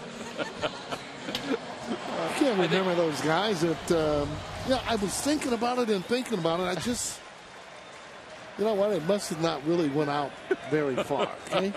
Let's put it that way. I think from now on, instead of using the bell sound that we have, we should use your bell sound for Wheels. Bing! Oh, gosh. Here's John Mayberry as we start at the bottom of the 7th. Mayberry sends one in the air, deep to left field, towering shot. It is gone! A 2-home run day for John Mayberry. And he's just broken this ball game. It's now 3-2, Phil's on top. Wow. Well, that's backlegging it right there. First pitch fastball, I believe. Didn't waste any time. It's got to really make him feel good. Take a look at it. That's more like it. Might be standing up a little bit. No, he isn't. That ball just smoked. Oh, it's his second career 2-home run game. The last one came in July of 2011 against the Marlins. So 3-2 Phillies. Eric Kratz swings at the first pitch and fouls it back. Well, good for John. Good for the Phils. Good for Joe Blanton. Because now he's in the on-deck circle, and he might get a chance to bat and continue on here. Well, that's got to boost his confidence. Maybe he can get on a roll. They're going to need some players to do just that.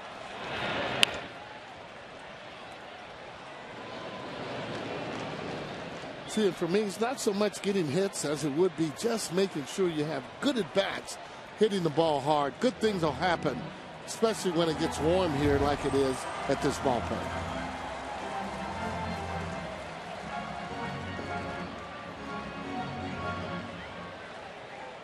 Now 8 home runs for the year for Mayberry.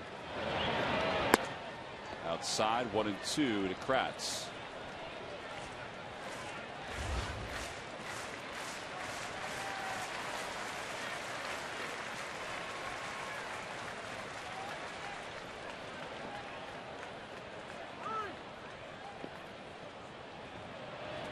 Kratz certainly does have the power to hit that ball out of the ballpark here. And he can go just about anywhere from center field on.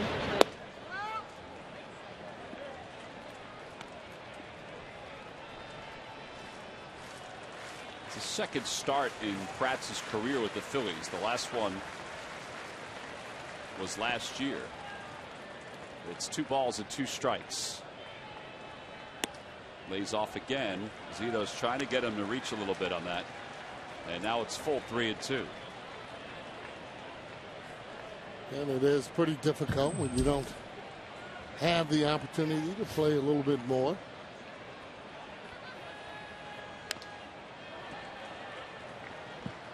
Threw him a changeup. Wow. Don't get a chance to play very much. You get 3-2, hope to get a fastball, and throws you a changeup.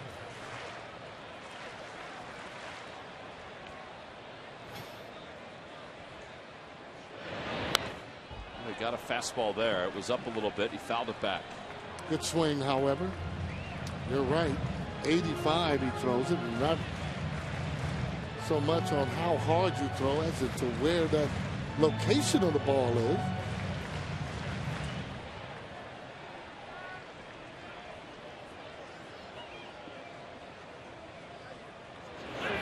Swing and a miss. No, that was something soft. That was, I think that looked like a slider. Slider, cutter. Well, with that home run by Mayberry and the one before, and each one hit by the Phillies this season, one tree will be planted by the Pennsylvania Horticultural Society as part of Home Runs for Trees, a partnership between the Phillies, PHS, and Aramark. Home Run for Trees is part of Plant 1 Million, a project to restore the region's tree coverage. For more information, visit phillies.com/redgoesgreen. 0-1 the count to Blanton. He's 1 for 2. Nice little single to right field.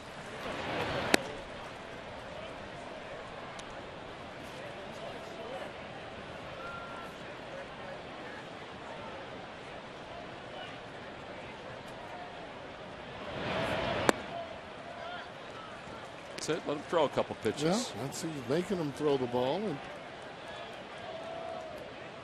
again, though, it's to his advantage when he gets tired. He doesn't want to be fresh where he can throw the ball harder. That's when he gets into trouble.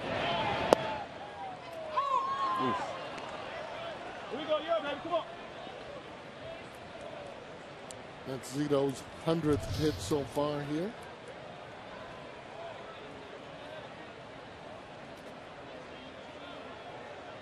Swing and a miss. He threw him a curve. 7 strikeouts for Zito. Back to the top of the order for Jimmy Rollins. These lucky fans are this afternoon's Citizens 7. They will each receive a prize pack courtesy of Citizens Bank. Citizens Bank with the most 7-day branches in the Philadelphia area. To find a branch near you, visit citizensbank.com. Rollins 1 for 3. He's lined out. He is singled. He's also popped to third. Takes a curveball for strike 1. Well, big looping curveball. I mean, you're looking at it like, man, I could just hit that ball a mile. But, you know, again, you got to pick up that spin of the ball.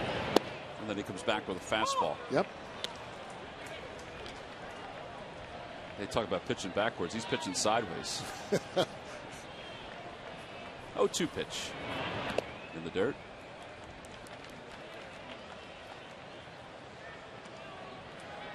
Well, he still can be pretty comfortable up there with 2 strikes. You know, he won't maybe get as good a pitch to hit.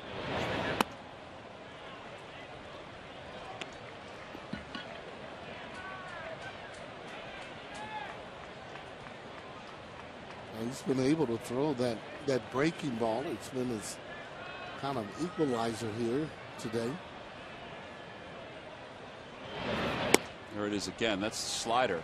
Yeah. 3-2. He doesn't care when he throws it. I think that's what's so tough. If he's locating all 3, then it kind of keeps you as a hitter on your toes even more. Sometimes you can look fastball. Sometimes you can discard one pitch. He can't. Yep, exactly. Curveball, nubbed foul. Well, he has confidence too, though, when he's throwing it. And realizing that on 3-2, just can't throw that ball or rear back and try and throw it by the hitters. Dave Righetti, who's been a longtime pitching coach for the Giants, has overseen each of the years that Zito's had in San Francisco. It's probably been his one big issue as a pitching coach, is to try to figure out Barry Zito.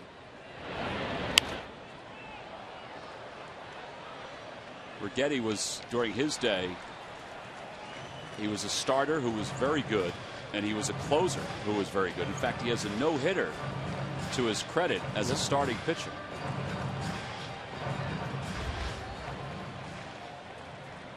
Two-time All-Star, and you see American League Rookie of the Year back in '81. That's when the Yankees lost to the Dodgers in the postseason. 3-2 pitch, and Rollins lifts it to right. Not that deep, playable for Shearholtz. Phillies will settle for the leadoff home run by John Mayberry, his 2nd home run of the day. This one has finally given them a lead. Towering shot, much different than his first one. So the Phils will take a 1-run lead into the top of the 8th for the 2nd straight day.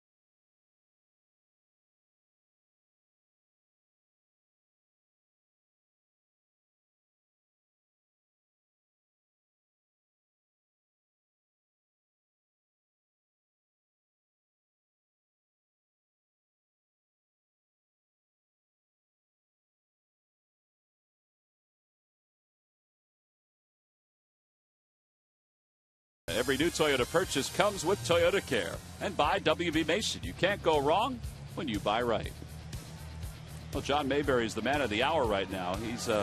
He's there along with Joe Blanton. 2 home runs for Mayberry. Blanton begins the 8th by throwing a ball to Brandon Belt.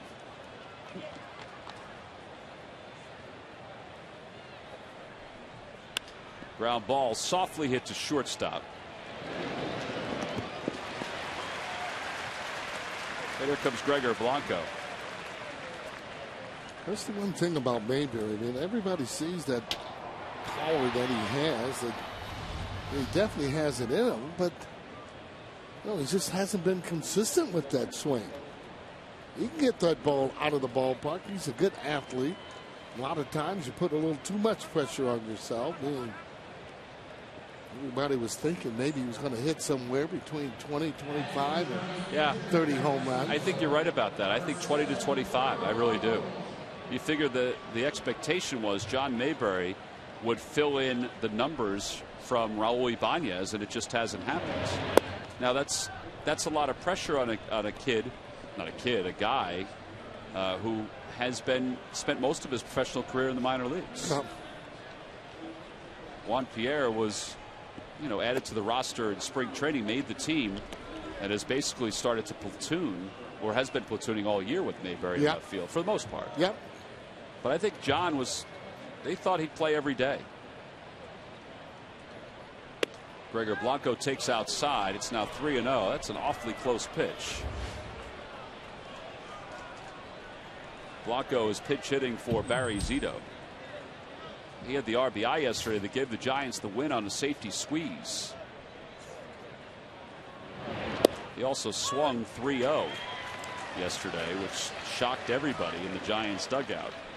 Well, I got to tell you, though, I went down and asked, Wotus and some of the guys about it. That was really why they put on that safety squeeze after the 3-0 swing. Because he shouldn't have swung 3-0? No, well, they let him swing, believe it or not. I said, you're kidding me. He says, yeah, we did that. I didn't get that impression. Okay. Well, I went down there earlier to ask the third base coach, what happened. He did miss the squeeze on the very first time. Swing and a miss. He got him here in the 8th. After working ahead 3-0, he gets him on strikes. Has a word with Manny Gonzalez. 6 strikeouts now for Joe, and here's Nate Shearholtz. Well, take a look at it. Again, that downward plane, just in a good spot. Got to give Kratz there some props today. He's calling a pretty good game. Sure is. Not shaking him off the way you thought maybe he would. He's been sticking right with the game plan and with him.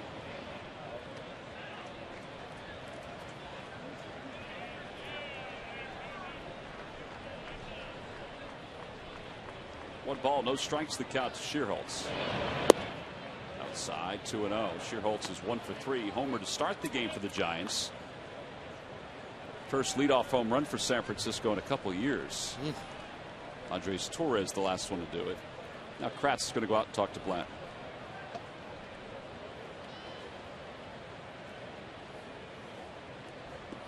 Well, the month of August is right around the corner.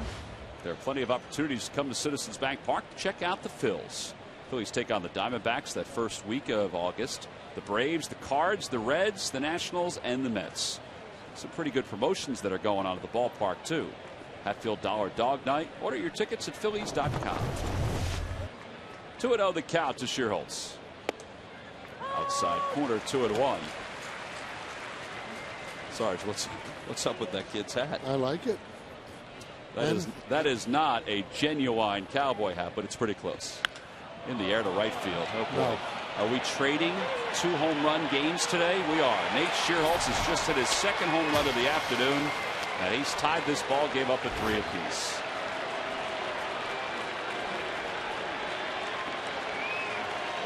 Well,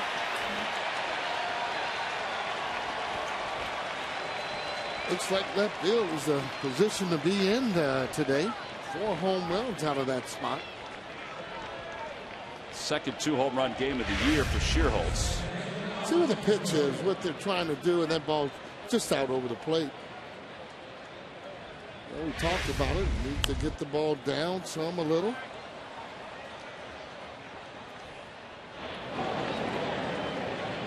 Fortunately for Joe, both the home runs by Shearholtz are solo shots. I guess you could say the same about Zito. He's off the hook.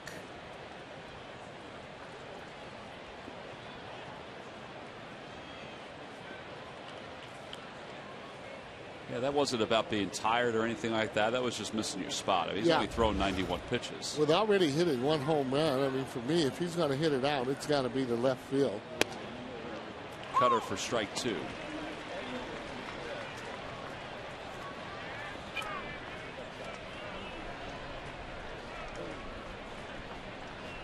Oh-2 pitch to Terrio. Left center field. That's going to split the gap. It's going to go to the wall. Terrio on his way to second. That's where he'll stop.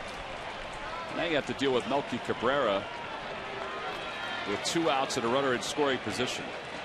Now these are the type of situations that sometimes he puts himself in. Well, he gives up a hit, then gives up a home run, and got to be able to stop the bleeding here. Take a look at it, and again starting to get a lot of middle of the plate. He splits the gap on that. Automatic double, though, for Ryan Terrio. 10th double of the year for Terrio. Rich Doobie and Charlie Manuel just had a quick conversation. Charlie is going to head up the stairs. I don't think he's taking him out. He's running out. I think he's going to ask him, do you want Cabrera or do you want Posey? Pick your poison when you're talking about both those hitters. Who do you want, Sarge? Well, I got to go with matchup on righty against righty. You know, if that's the way that goes, I'll go on and pitch to Cabrera, and you know, making sure that I keep that ball maybe down and away or try and pitch to him. If I get behind him, I'm going to go on and walk him. Horst and Kenrick are in the bullpen.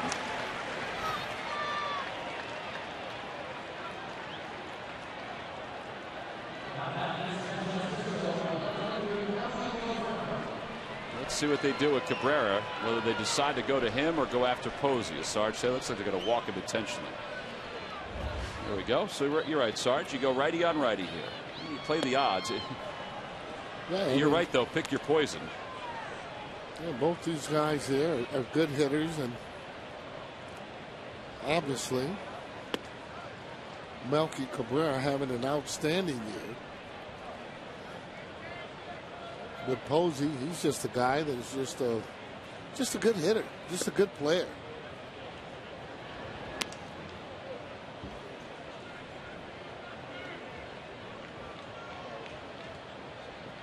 There's intentional ball 4.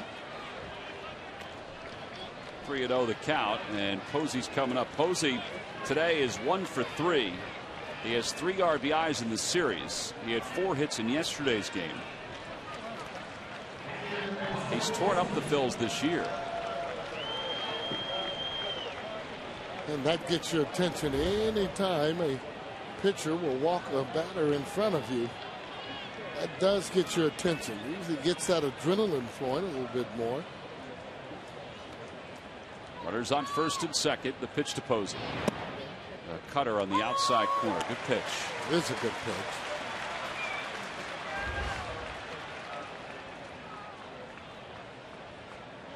Buster Posey, the former National League Rookie of the Year, really helped them win the 2010 World Championship. And that is rookie season. Missed a majority of last year with a broken leg, tore up some ligaments in his ankle on that play at the plate against the Florida Marlins.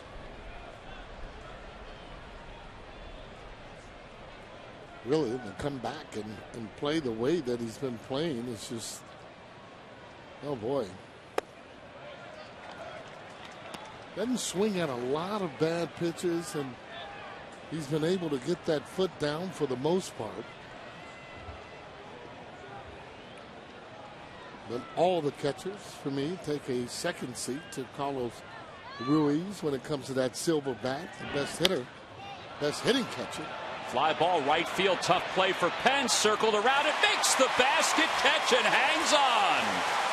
It was a little bit of an adventure, but he makes the catch to wrap up the top of the 8th inning.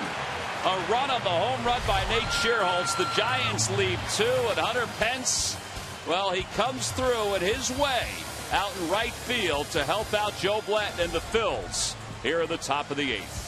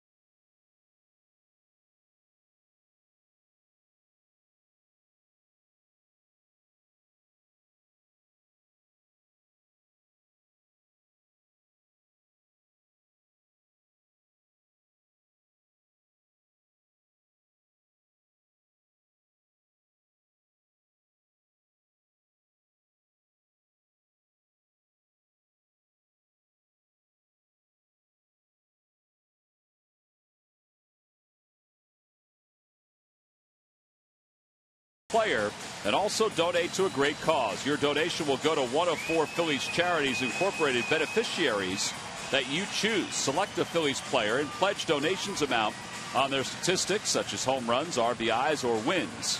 For more information or to participate, visit Phillies.com/pledge. Well, it looks like this game is going to both bullpens. We know it's going to the Giants bullpen, but you just saw Joe Blanton in the backdrop there being congratulated by Charlie Manuel and some of his teammates. So he's probably done. Javier Lopez will pick up for Barry Zito, who went 7 innings, allowed 3 runs on 5 hits. And Lopez, who pitched in yesterday's game, will face Victorino, Utley, and Howard. Oh, a heck of a pitcher's duel all the way around today.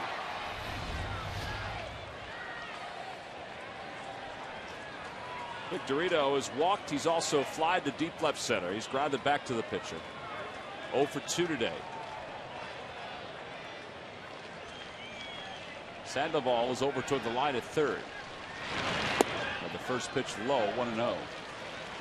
Yeah, not only is he covering third, he's in a little bit just in the event of a swinging bunt. Well, it's the alignment you would expect at this point in the game, but the left side, the hole was wide open for Victorino.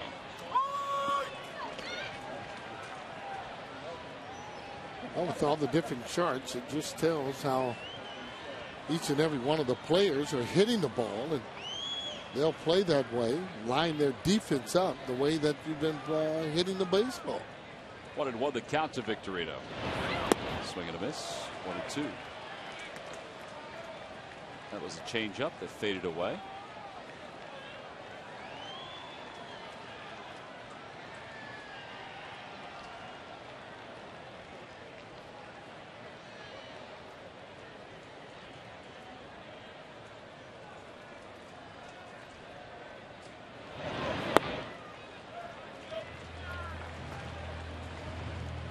Need a base runner. Just got to keep fighting, keep going. Got a lot more games left. Never can tell what's going to happen. And never can tell which game will be able to turn you around.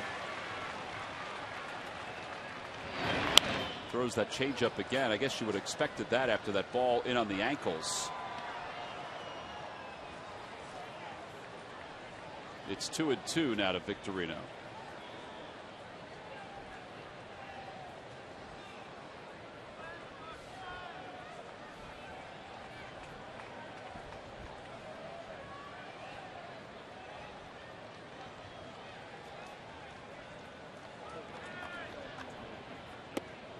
That's a tough pitch to hold up. Sure it is. 3-2. Back foot slider.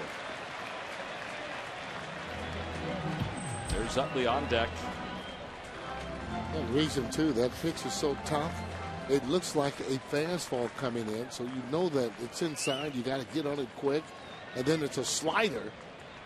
Back foot, usually a check swing on it. Well, there's that hole on the left side we talked about. Victorino's aboard, takes a wide turn around first. Ball gets away. Victorino thought about going to second, but Belt was there to recover. You see, there's a good indication right there with the way that Victorino going around and hustling almost caused a lot of chaos. Absolutely. With the left fielder rushing and getting that ball in. He almost threw the ball away. Yeah, it should be a lesson to everybody. Right, this is what they should be doing all the time, where you come around that bag and you're looking to take advantage of going to the next bag. Pete Rose did that all the time. You don't know what team is going to have a mental breakdown, is not going to back up what throw. Absolutely. And that ball there, lucky that it was being backed up.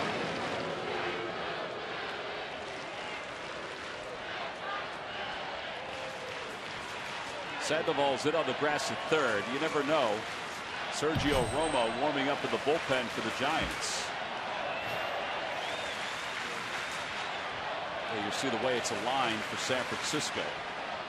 Sandoval's thinking, well, I'm not going to take a chance. He may lay down a bunt. Outside, 1-0. The single, Victorino looking to go first to third. Yeah, because the outfielders are deep. They're trying to cut off an extra base hit. I mean, the right fielder, Shearholtz, is way back there. Late in the game. Utley pulls it towards second. Oh, man, did that ball eat up Terrio? What a play by Ryan Terrio on the backhand. 4-6-3 double play. Well, he plays with a lot of enthusiasm, and again, I'm not surprised that he was able to pick that ball. He's the type of player that gives you everything he has. Not a very tall hitter, but this ball is clearly just smoked. How he even held on to that ball, I'll never know. Now they end up turning it. Ball hit so hard, that's why Chase Utley not able to get there, and he looks it right in the glove. Pretty good play. 2 outs here in the 8th. Ryan Howard's the batter. Howard takes low. Romo's warming up in the bullpen, you would think, for Hunter Pence, who's on deck.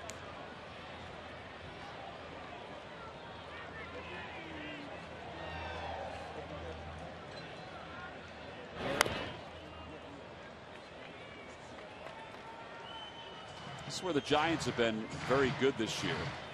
They've been much better in one-run games than the Phillies. They've been one of the best teams in the league in one-run games. And you figure that this could be a one-run game the way it's going down.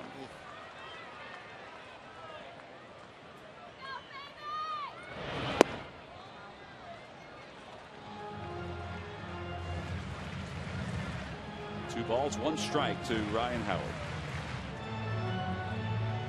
0 for 2. Hit by a pitch his first time up. And now the 2-1 pitch. And that slider came back over the inner half. Pitcher's pitch right there.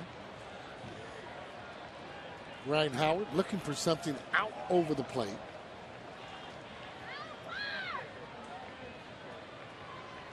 Preferably down. Seems to handle that ball down a little bit better. Well, he got him. A foul tip into the glove of Buster Posey. So what started out as a promising inning turns out to be an easy frame for Javier Lopez. We move to the 9th inning here in Philadelphia, tied up at 3.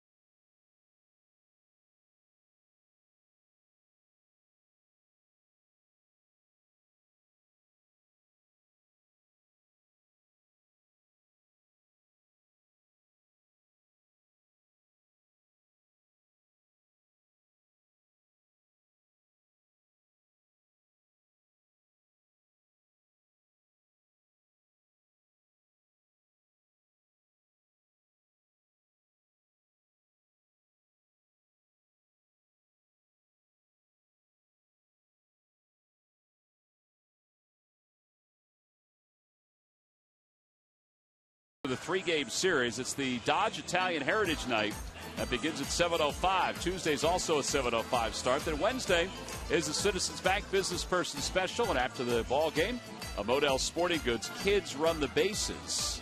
Order your tickets now at Phillies.com.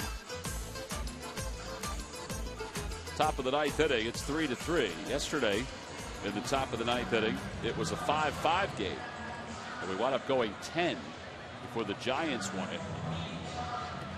Antonio Bastardo will take over for Joe Blanton. Great job today by Joe. 8 innings, 7 hits, 3 runs. It's unfortunate that Nate Shearholtz showed up for the game today because he hit 2 solo home runs for the Giants. Yeah, I'm sure he wished he had those 2 pitches back. The kind of pitches you want to throw to a guy that's more or less in his wheelhouse. Pablo Sandoval batting right-handed for the first time today. And he lines one down the left field line, foul. And it's 0-1. Boy, that ball was just, if you look at it, I'm sure it's flat on one side. Couldn't use it again then, Sargent. Boy, flat on one side. He swings so hard and just about at everything. He's kind of like, well, like our Hunter Pence, so to speak. I mean, he will hack at balls that are up in the zone and down in the zone, and he can hit them hard. Low, 1-1 the count. Though Hunter has a lot better production, especially in terms of driving in the runs and home runs.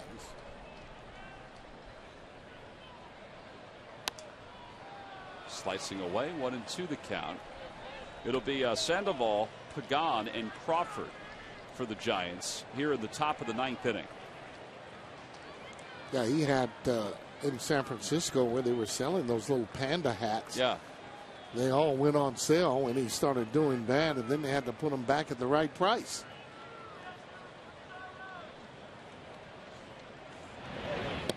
Well, he gets him on strikes. Good pitch from Bastardo. 1 out here in the ninth. Boy, he needs a good outing too, just for confidence. Good fastball there. Take a look. Oh, I take it back. Good breaking ball. Ball up in the zone some, but Sandoval swinging over it. Now with 1 out, Angel Pagan 0 for 5 lifetime against Bastardo. 1 for 3 in today's game. Caught stealing his last time on base. Popped him up foul. Off to the right, out of play.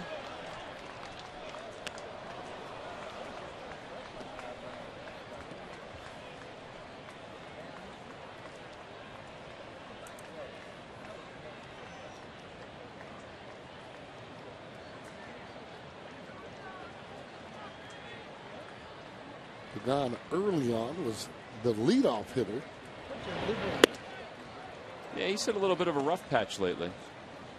Well, but he's one of those kind of players, though. He doesn't have to play every day to have the stats that he does. And guess what? If he plays every day, he's still right around the same type of stats.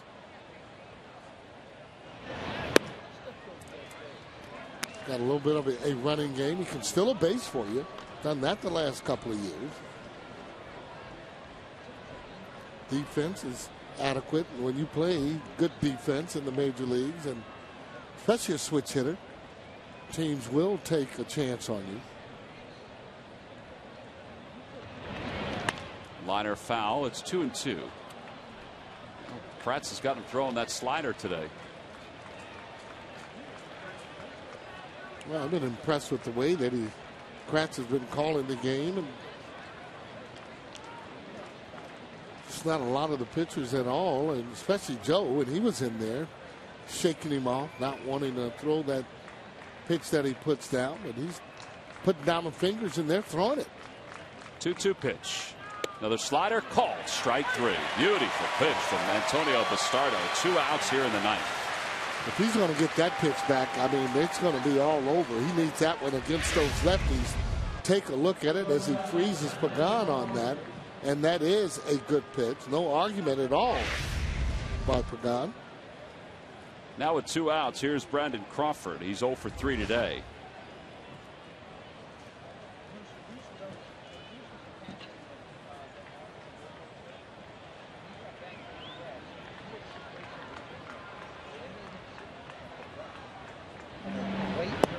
Down and away, 1 ball, no strikes. A reminder, tomorrow's pitchers between the Phils and the Brewers will be Roy Halladay and Randy Wolf. There's Doc. Got his work in today, getting ready to go. Good to see him back. Yep. Oh, Crawford should be out. Nope, they're going to say he's in the box. I agree with you, Sarge. I thought everything was out of the box. Well, I mean, he called it right away, so, I mean, give him credit for that. And I thought he was actually running before he actually even bunted the ball. That's why I thought since he did bunt it.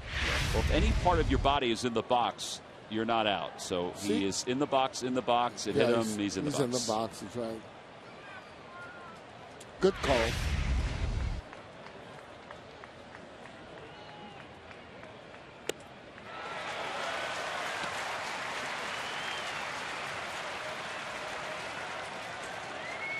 I was falling in love with that little slide piece. It's good. That's the pitch I think you kind of lost confidence in. 1-2 the count to Crawford. Now the pitch from Bastardo. Swing and a miss. He got it with the slider. He has just struck out the side here in the 9th inning. 1-2-3 go the Giants. Heck of a job from Antonio Bastardo. Not only did he get the Panda Bear, Pablo Sandoval, with the slider, then he got Pagan. He froze him with what? The slider. Then finally Brandon Crawford in a different spot, but still the slider for a 1-2-3 inning.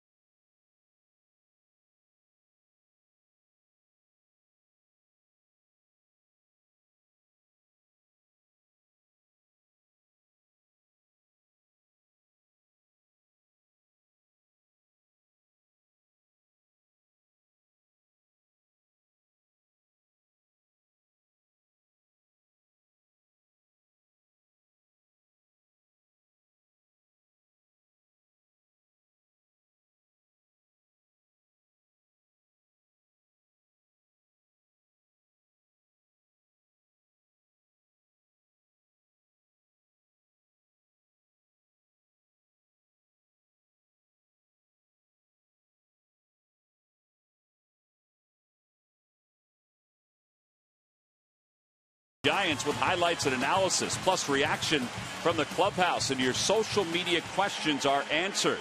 It's the Phillies postgame show live from Sugar House Casino, coming up after the ball game on PHL 17.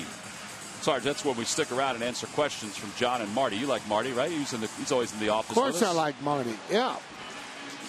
We all like John Clark.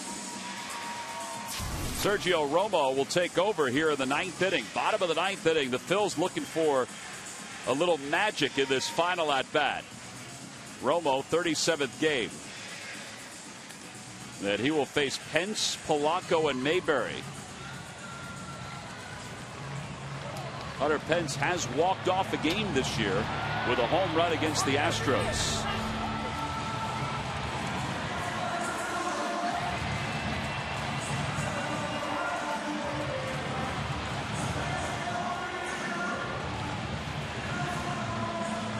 Well, Pence is due. 0 for 3 in this game. 0 for his last 11. He's had one of those kind of years where, I mean, obviously you would not consider him having a bad year. It was 59 runs he scored, 57 RBIs. Could be on his way to 100. But it's just a consistency that you would like to see, especially with that average. 270 here to date.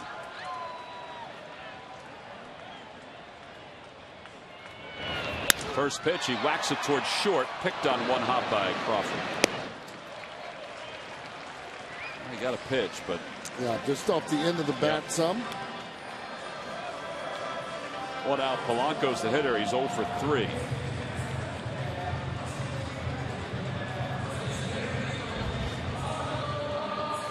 It's the same kind of alignment that the Giants have had against the right-handed hitters the last couple of innings, although Sandoval is not as far over toward the line this time. Belt, the first baseman, is way off the line. Yeah, and reason being is because Polanco doesn't pull a lot of balls. Usually he's up the middle and to right field. Oh, it won the count to Polanco. This kind of alignment here, they're just playing the percentages. Well, if the hitter doesn't hit the ball down the line, why cover it?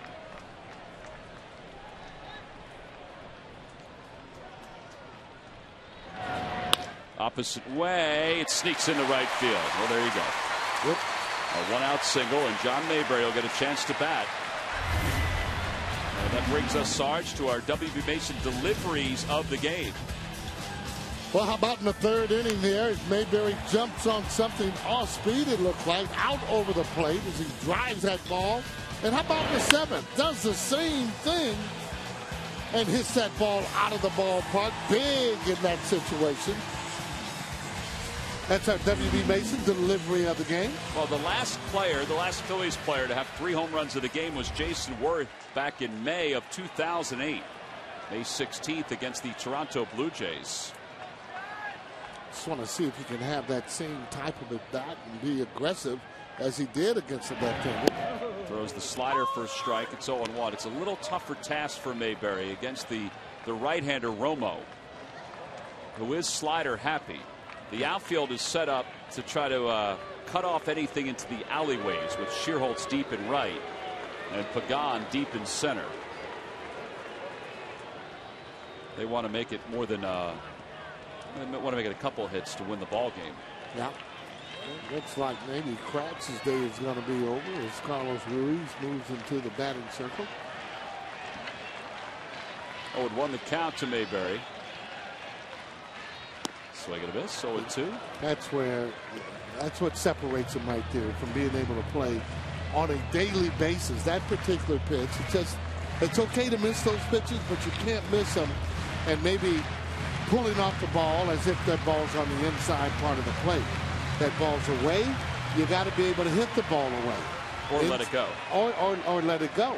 But it looks like such a good pitch. What happens with John is he runs out of bat. The ball keeps moving away from the bat.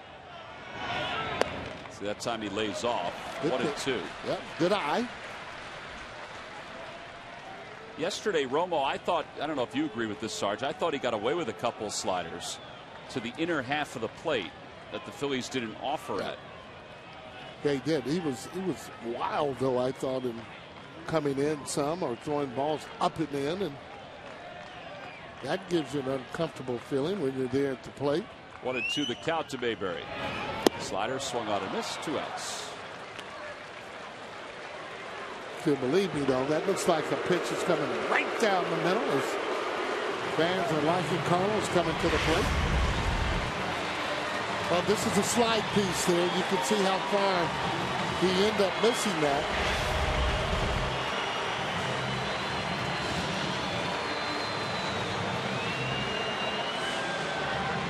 So if we go extra innings for the second straight day, Carlos will stay in the catch.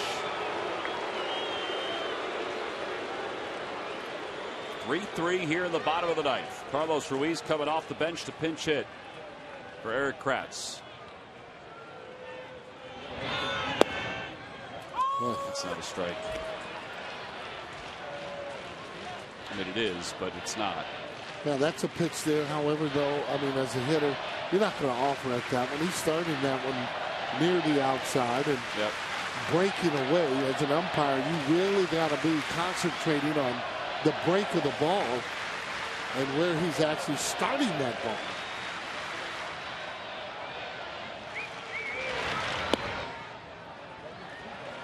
Better job.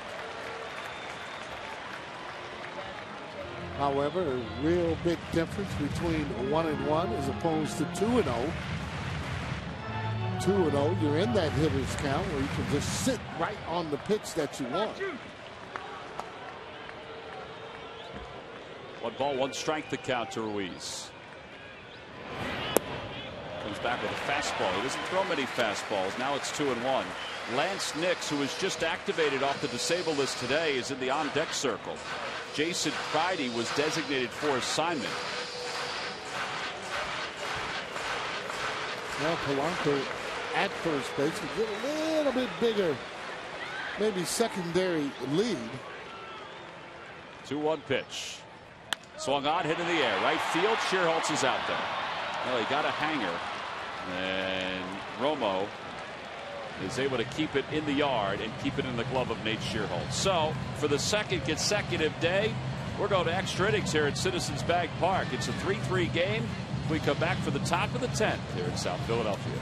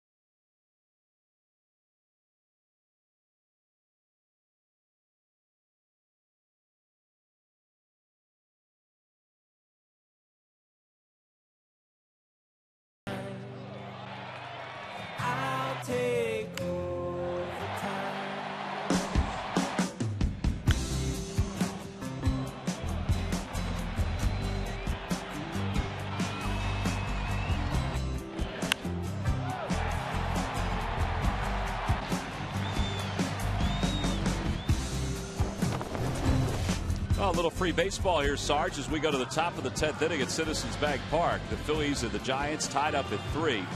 One of the things that has put the Giants atop their standings is their extra inning record. They're 7-1. Phillies, meanwhile, are 2-9, including a loss yesterday in 10 innings. Carlos Ruiz stays in the ballgame to catch after he pinch hit for Eric Kratz. And Jeremy Horst will take over for the Phils. He'll face Brandon Belt. And then a pinch hitter for the pitcher. It's Justin Christian who's on deck before we go back to the top of the order. Belt is 0 for 3. He's flied out, he is struck out, and he's grounded to short. Howard over toward the line at first. Victorino is the deepest of the 3 outfielders in center. See how the Phils have things lined up defensively.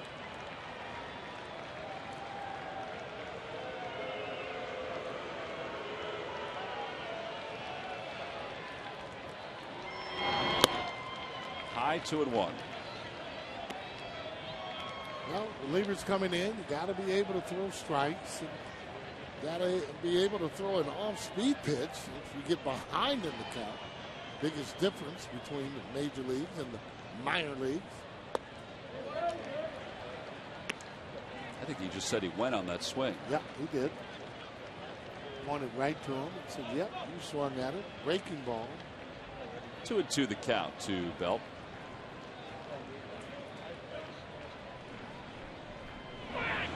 And a called strike 3. Threw a hook and he froze him. 4 straight strikeouts for the Phils bullpen. And Justin Christian will indeed pinch hit. Well, it's got to make you feel good coming in and throwing that breaking ball and throwing it where he did.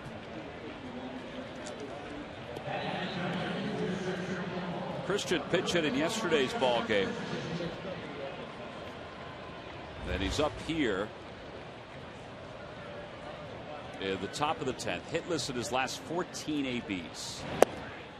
He didn't go too many games without a hit down in the minor leagues. AAA, Sarge. He was leading the Pacific Coast League, a league you tore up, with 91 hits. Easier to hit in that PCL. Why, they use bigger baseballs? No, the ball, I mean, it just travels everywhere. You know, you get some of those pitchers in that Arizona weather, 112 degrees. Can you imagine that? Trying to throw a strike and throw it where you are, where you want to. 0-2 pitch. Outside, 1-2. Just saw that Santiago Casilla has joined Jeremy Affeldt in the pen. He's the Giants' closer.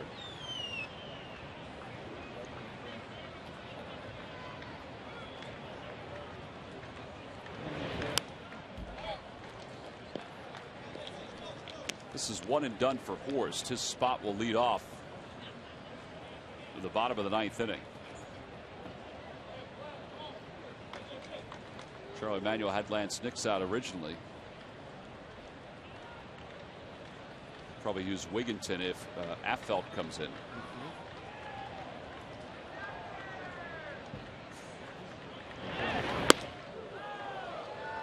Well, later in the ball game, you have a tendency to go more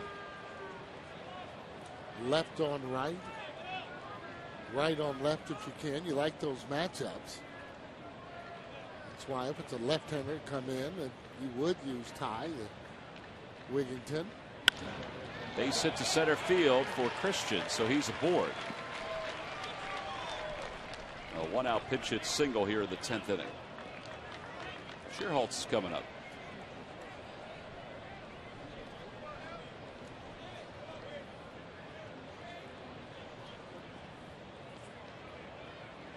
Well, Shearholtz has 2 home runs today. The last 3 home run game for the Giants was June of last year. Aubrey Huff, who had a setback the other day for San Francisco. They thought he was going to be coming back from a bad knee. I guess he's a little slower back than they thought. To right field. That should stay in the yard. It will.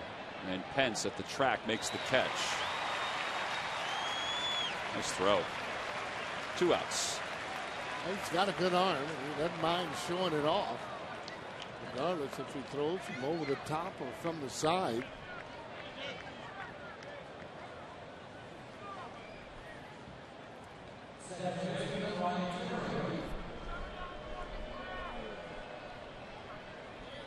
Charlie Manuel's going to come out. It looks like he's going to pull a double switch. So Kendrick is going to come in to pitch with the right-hander Terrio coming up. And let's see who else Charlie switches here. You figure, well, you don't know. He doesn't know who's going to get a chance to commit a pitch. It's going to be Nix. So Nix will come on. He'll check into the ball game. This is an AT&T call to the bullpen here at Citizens Bank Park. Phillies and Giants tied at 3.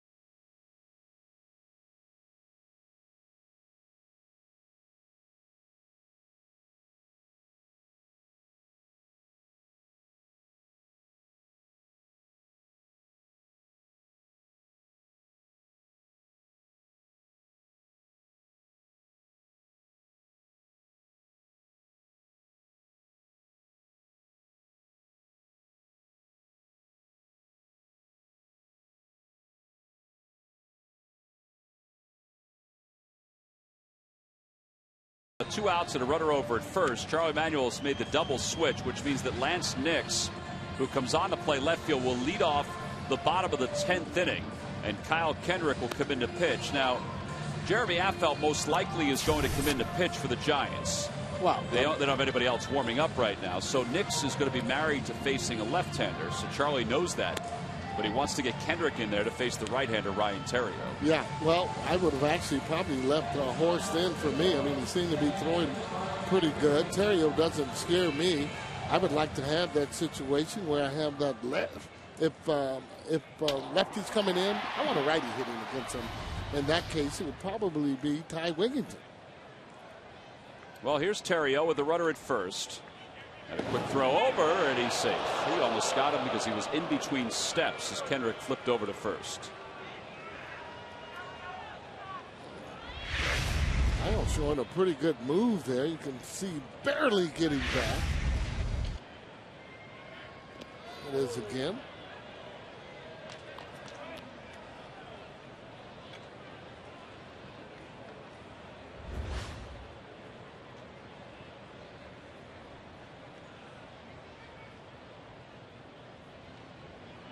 Runner goes.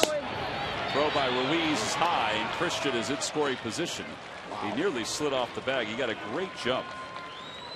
So now the go-ahead run is in scoring position. Giants playing very aggressively. Not waiting around for 2 hits. Take a look at the jump. He's off and running. Almost no chance for Carlos as he gets that ball there a little bit high.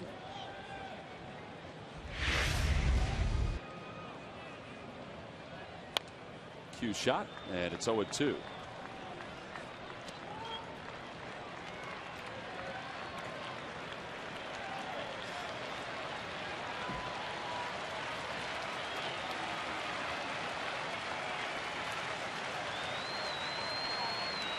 To the count with Theriot at the plate. Kendrick peeks back at second. Came outside with a slider.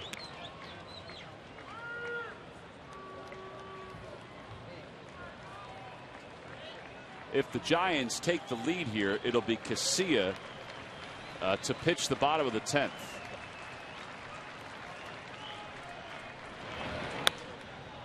Little pop-up. Ruiz should have it. Back on the track, puts it away, and the Phillies are out of it here in the top of the 10th inning. Good job by Kyle Kendrick to get Ryan Theriot now to the home 10th inning. Lance Nix will lead it off as the Phillies try to win the ball game.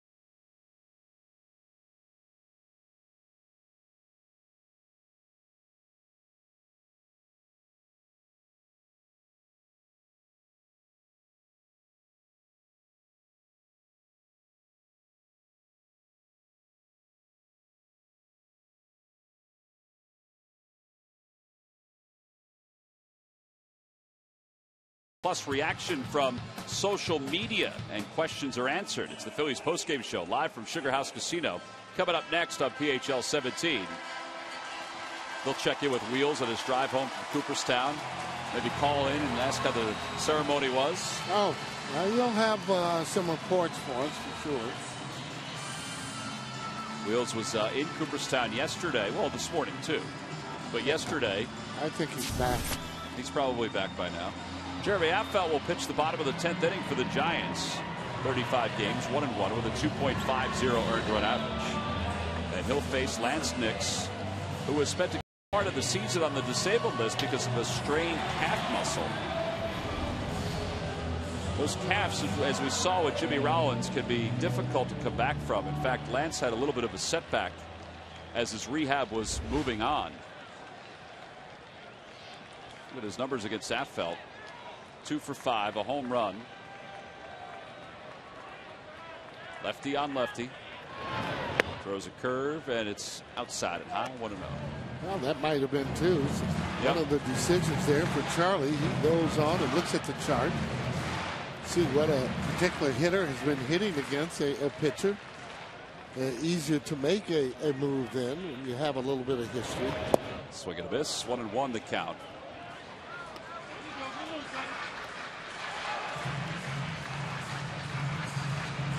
Affeldt at one point in his career was a closer for the Kansas City Royals, but he has become a specialist during the course of his career.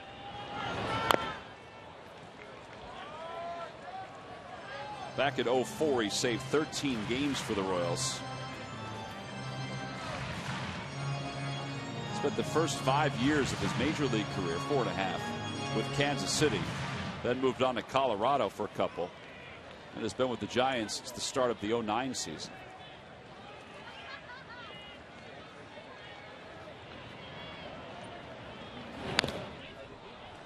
We have a lot of players, though, in the league that have played with Kansas City. Kansas City, one of those markets just not able to hold on to their stars. Like Cabrera. I mean, that could be part of it, too, that they had a plethora of outfielders. That's why they traded him to the Giants. Exactly. They were looking for some pitching. They didn't really get it. Well, they're getting it now. Swing and a miss. Boy, that was a big cut by Nix. One out here in the 10th, and now Rollins is up.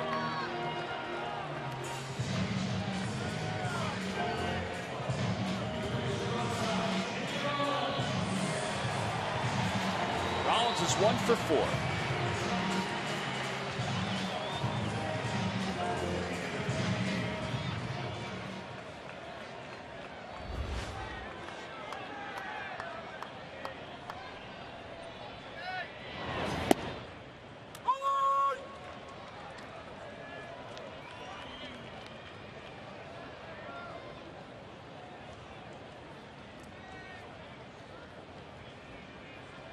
Extra base hit here would not be bad.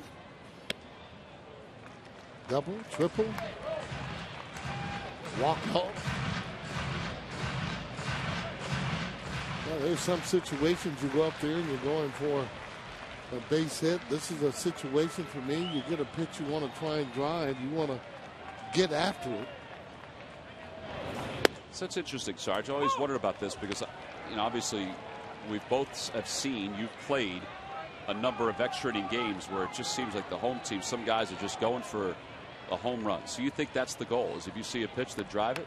Up to 2 strikes, absolutely. You're looking to get that pitch middle in and you're trying to get it out of the ballpark.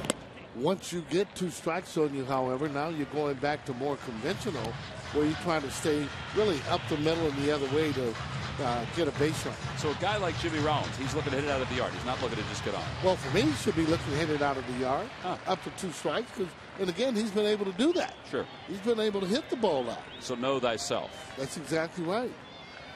Count is 2-2 to Rollins. Ground ball to shortstop. 2 outs here in the 10th. All right, what about Victorino? Up to 2 strikes, absolutely. Again, you're looking at a situation, 1 run here, and you're home. It's going to make sure that you win. And I mean under control there. You're working the count, and right now he's going up, looking for a pitch middle in. And if he gets it, you want to be able to drive the ball. Victorino today has walked and singled in 4 plate appearance, his 3 official at bats.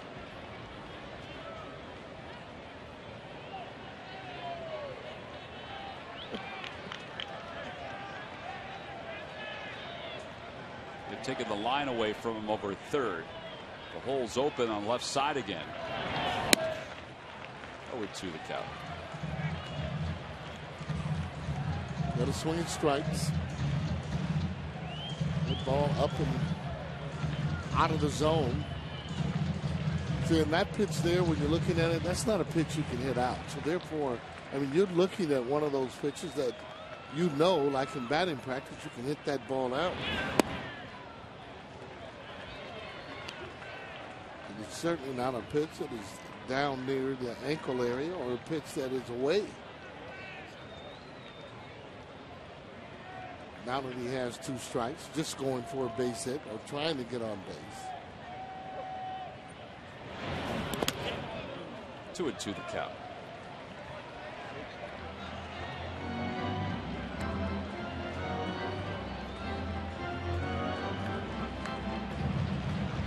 It was a tough toss for Shane to Rob DiClemente, the Phillies bat boy.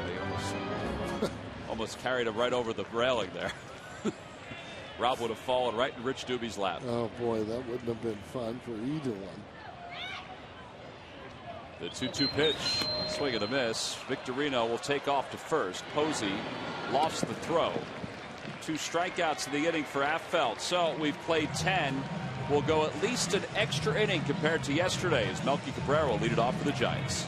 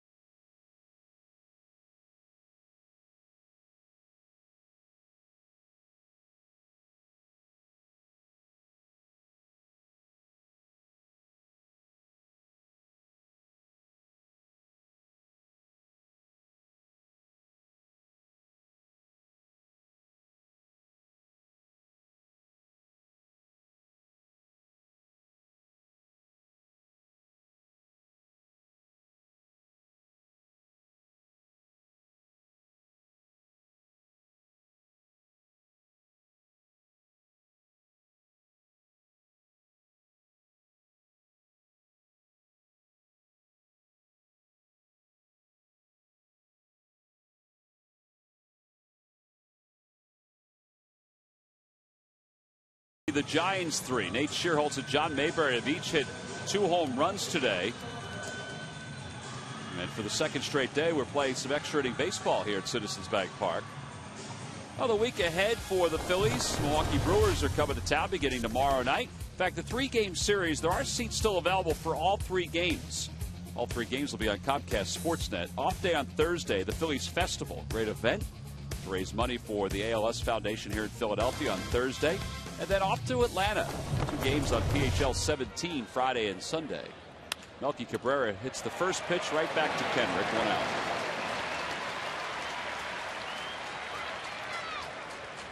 Well, that's a good way to start the 11th. Kyle will now face Buster Posey. Yeah, Charlie picking out someone in the bullpen, and Kyle Kendrick, that he knows that can give him more than just that 1 inning. Yeah, he's kind of, I would say, semi-stretched out at this point, would you say? Well, he should be able to go 3 or 4 innings with no problem. Posey is singled today in 4 at-bats. Retired on a very nice play by Hunter Pence his last time up.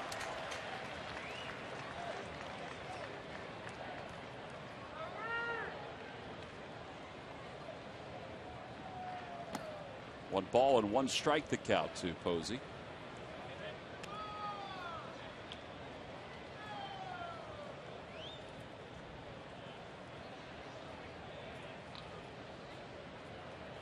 Back to the box, off Kendrick. Picked up by Rollins, throws it, it's in time, 1-6-3. Like Posey and Howard made a little contact with their feet. Almost looked at the last minute. Posey tried to maybe jump at the bag. You don't want to do that. This ball hit hard up the middle, goes right off of Kyle. Guess what, though? Right over to Jimmy Rollins playing shortstop. He sets his feet and fires and just gets him. You're right, though. Posey did jump at the bag. He was moving pretty good up that line. Yep. Sandoval takes outside. So when you go back to the bench and they're telling you way to hit the ball, it's not something you want to hear.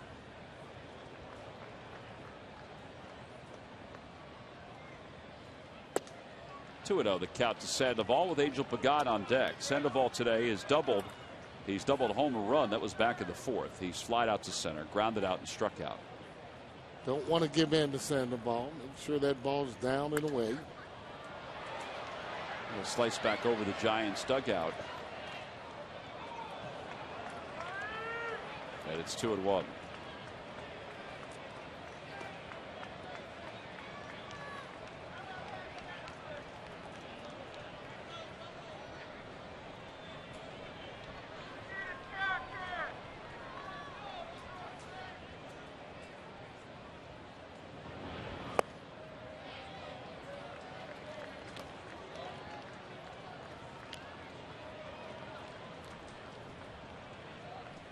Give him 2 strikes. That same pitch he's probably swinging at.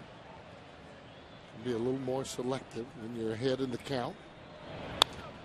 Well, 3-2. He's trying to work that outside part of the plate, like you said, not to try to get anything inside. Right, I mean, you get it inside. I mean, you're asking for a little bit of trouble. You want to make sure, though, that you tie him up if you come inside. 3-2 the count with 2 outs here at the top of the 11th. Kendrick is ready, and the pitch. Up high, he tried a breaking pitch that sailed away. 2-out walk, and Angel Pagan will get a chance to bat left-handed against Kendrick.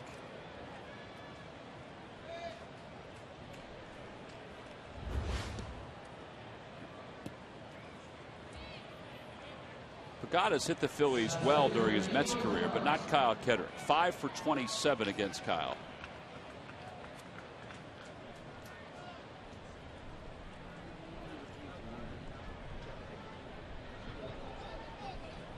Sandoval not a threat to run off first. Short lead.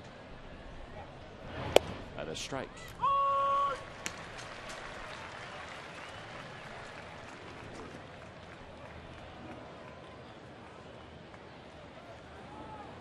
Around the National League East, Nationals have defeated the Braves, so they've split that series.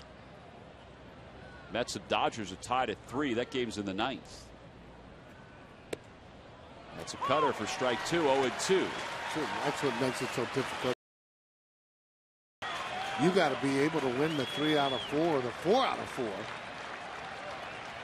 I'm still not happy about those strikes being called.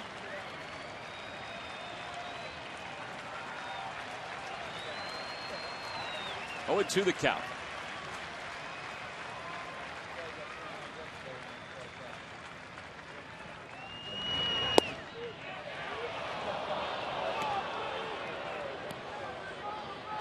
The other National League East team, the Miami Marlins, they've been shut out by the Pirates 3-0. Those Pirates are for real, huh? 4 series sweeps this year for Pittsburgh. Their first 5-game win streak since September of 2010.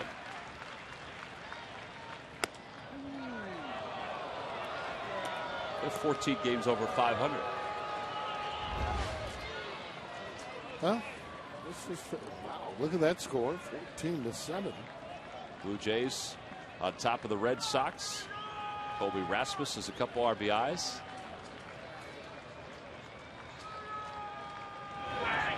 Off the end of the bat, a little flare to left. Nick's waiting for it.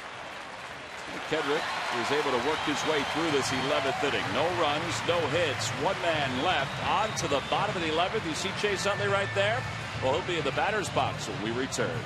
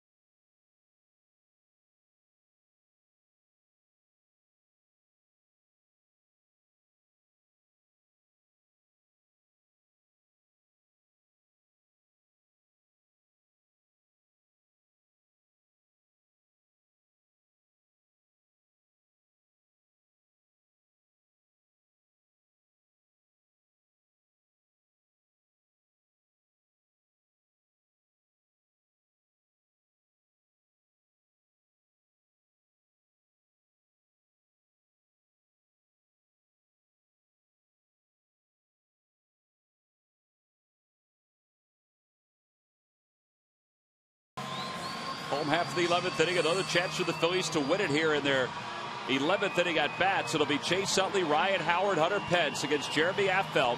The Giants rightfully leaving Affeldt in the ball game because they know Utley and Howard are due to lead off. Their long man seems to be Brad Penny, the former starting pitcher. But they also have other guys like Clay Hensley and George Contos who are available in the bullpen. In fact, Hensley is warming up right now. Figure he'll be in to face Hunter Pence if we get that far. They play Utley to pull slightly on the left side. The shortstop Crawford is shaded toward the middle. Pablo Sandoval's off the line. Brandon Belt is trying to protect against an extra base hit down the first base slide. So he's only a few steps off that line. There's Hensley. Outfield is deep. All the way around, except for Cabrera on the offside. He's in a little bit. Utley wouldn't mind taking a pitch there, getting hit by a pitch, particularly a 75-mile-an-hour curveball.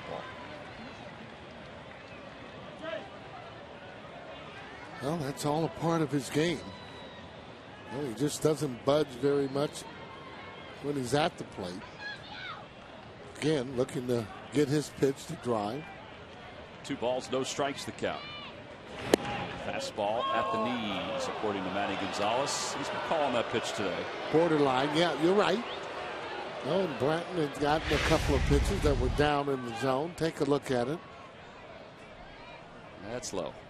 It is.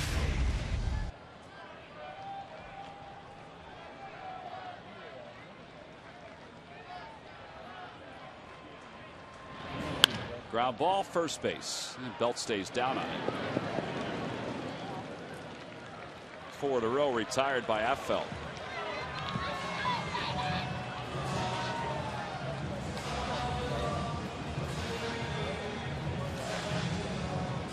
And Howard will walk to the plate.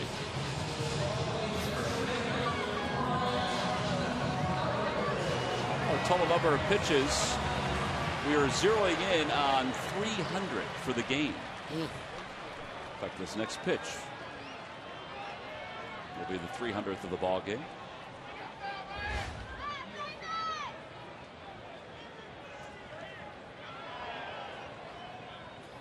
Hit hard, Terrio in shallow right field. 2 outs. Let's see what Bruce Bochy does. Those are normally hits.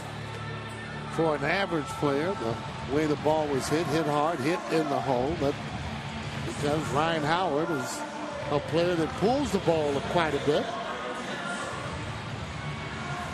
Well, they're going to stay with Affeldt with Hunter Pence due up. Yeah. He's going to trust him just to make sure that he makes his pitches. Pence 1 for 5 against Affeldt. He does have a home run against him. Inside, 1 ball and no strikes.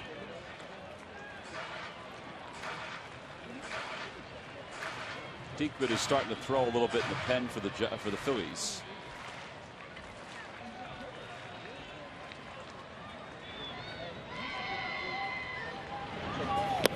Two and 0.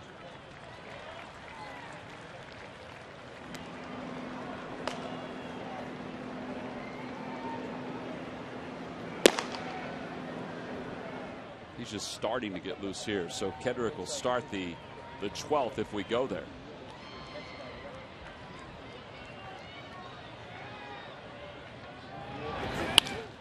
Line drive, base hit for Hunter Pence. Does he think 2 here? Pagan got to it quickly. Hunter puts the brakes on. A 2-out single. It's the first hit of the series for Hunter Pence. And Placido Polanco is coming up.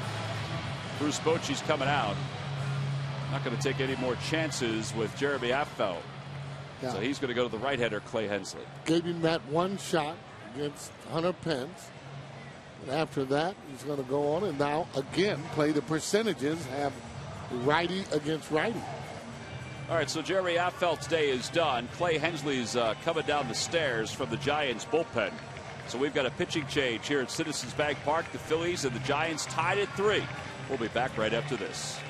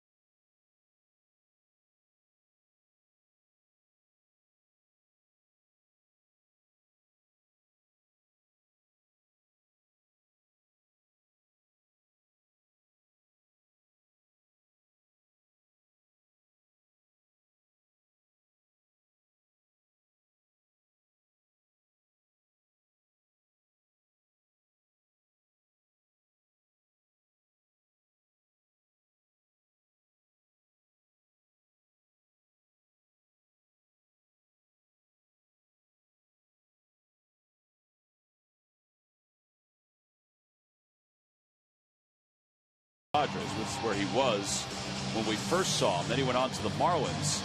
He's been pretty good. He's kind of a durable guy that can work back-to-back days. 40th game, 3-3 with a 3.44 earned run average. And he's on for Placido Polanco. Charlie Manuel's bench includes Ty Wigginton, Mike Fontenot,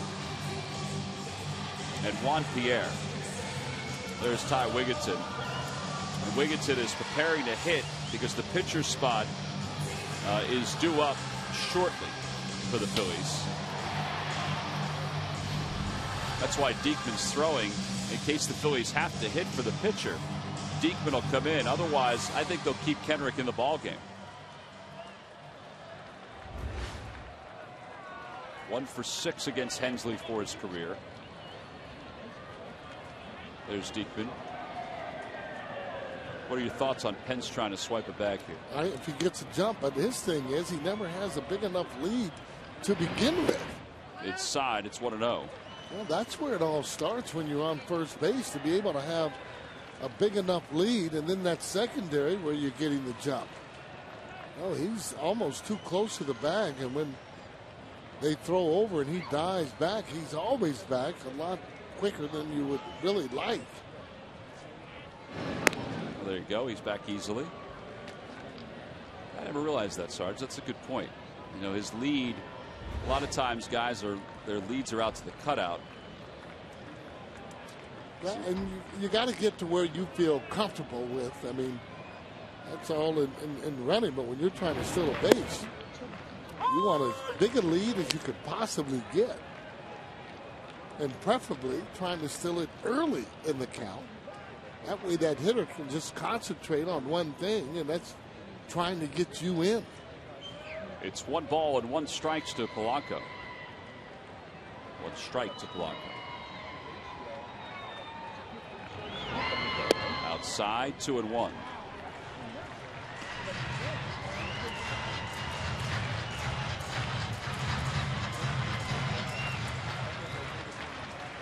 You need something in the gap, kind of rolling to the wall. Yeah, Gapper should score Pence easily, I think. Particularly to left center field. Ground ball to third. And Sandoval backs up on it. Easy play to get the runner going to second. And the Phillies are retired here in the 11th. On to the 12th inning. We've done this before. It's a 3-3 game.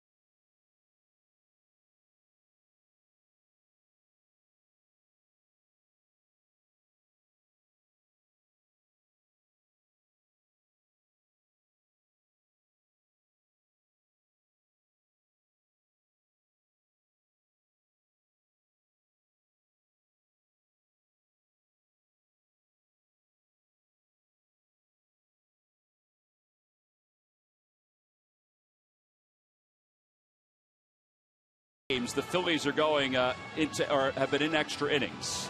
They've lost 3 in a row. 2 of those losses have been extra inning ball games. This is how we got here. Some home runs hit in today's ball game. It starts with Nate Shearhill. Sarge. Yeah, that ball hit a long way. You'll see that one more time. That was leading off the game. How about there in the 3rd inning there? Mayberry Jr. as he jumps on a pitch. Really good to see. He needs some confidence. And then back in the 7th, see you later again as Mayberry does it one more time. And I'll be doggone, though, if Nate doesn't come back there and do it one more time. That's his second home run in the ball game. Yeah, we also have had an RBI double for Pablo Sandoval in this game and an RBI triple by Chase Utley. So that's how the runs have scored. We start the top of the 12th. Third time this year the Phillies have gone at least 12 innings in a game, as Crawford hits one off the end of the bat foul. And it's 1 ball and 1 strike. Tim Flannery makes the play outside the third base coach's box. Crawford is 0 for 4 in this game. Struck out his last time up against Bastardo, who worked a perfect 9th inning. Then Horst and Kenrick worked the 10th. Now it's Kenrick, who is getting set to work his 3rd inning, his 2nd full inning. Charlie Emanuel watched Joe Blanton today go 8 strong. He allowed 3 runs on 7 hits and 6 strikeouts. Pitched really well. Very effective. 2-2 the count.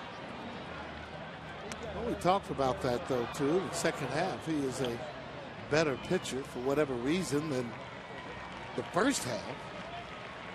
Good catch over there by a fan.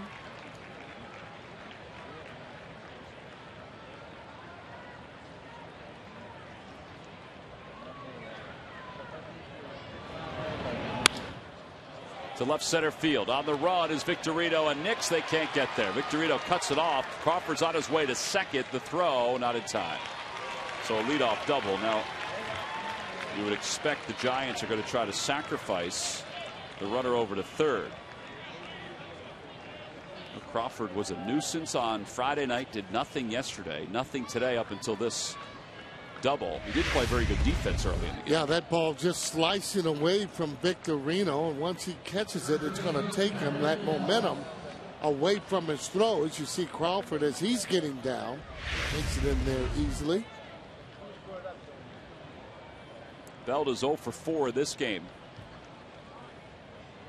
Polanco in on the grass at third. Howard creeping in.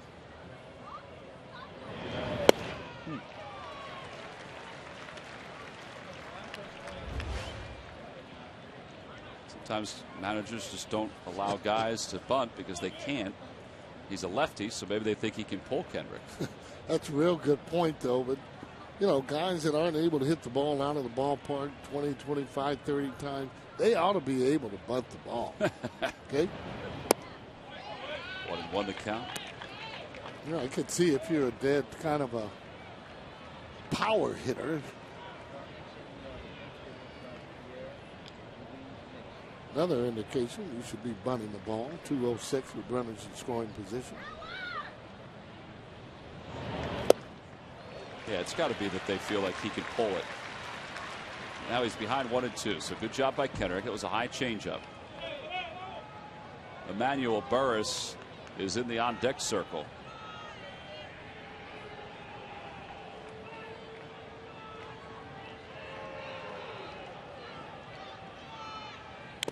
A foul tip into the glove of Ruiz. One away. It's a big pitch. Well, being able to strike him out there and not advance the runner over to third is just huge. This appeared to be a sinker. Take a look at it as the ball actually moves away from him. He's got his body out in front trying to pull the ball. But because that ball keeps sinking away, he's not able to get it. Good pitch there by KK. Well, Emmanuel Burris will pinch hit for the pitcher with 1 out here in the top of the 12th. Crawford leads off second. Burris 217 with no home runs, 6 RBIs. Well, he's got that changeup working. Honestly, Joe Blanton's changeup should have been an indication to Kyle that his would work, because Joe's changeup was really good against these left-handers. Most of the hitters are out in front of that as they anticipate a fastball coming. Penny if the game remains tied. Casilla if the Giants take the lead. 0-1 the count. Crawford leads off second. That's what you got to do. Keep them close. Yeah, not a situation where you want a base runner trying to steal third or making it to third.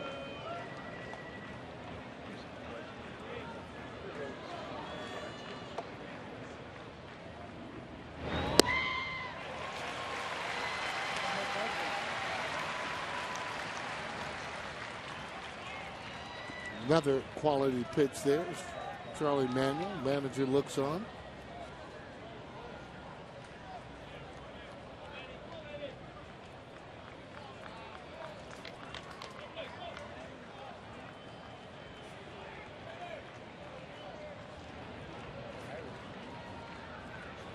Oh, 2 pitch coming. Got him. 3 straight changeups, back-to-back strikeouts, 2 away here in the 12th. And Nate Shearholtz is coming up. Hey, what I like about this pitch is the movement. And you can see at the last minute almost moving a half a foot or so. Good pitch there by Kyle Kendrick. Get those back-to-back strikeouts, and they've had enough of Nate today. Yep, Shearholtz will be intentionally walked so they can face Ryan Theriot. So righty on righty. So instead of bringing in Diekman to face Shearholtz, they'll keep Kendrick in there to face Theriot, who he faced to start his outing, and he got him to pop out to Ruiz. I like this move here, though. Sure. Setting up where you're not pitching to the lefty and having that set up there for you. Now you're going righty against righty with Theriot. And Shearholtz has done a lot more damage today, that's for sure. Well, the other part of it too, Sarge, is that you keep the pitcher's spot open. You don't have to double switch because Kendrick will lead off the bottom of the 12th inning, so you can pinch hit for him. If you bring somebody in now, you got to double switch probably for Polanco or Pence or somebody like that. So you might be hurting your defense a little bit. Well, you would be. Runners on first and second for Theriot. And he takes a strike. It's 0-1. He took a slider. Or I should say, I guess that was a changeup. Yeah, 81 was a changeup. So 0-1. Theriot doubled in the 8th. Runners lead off.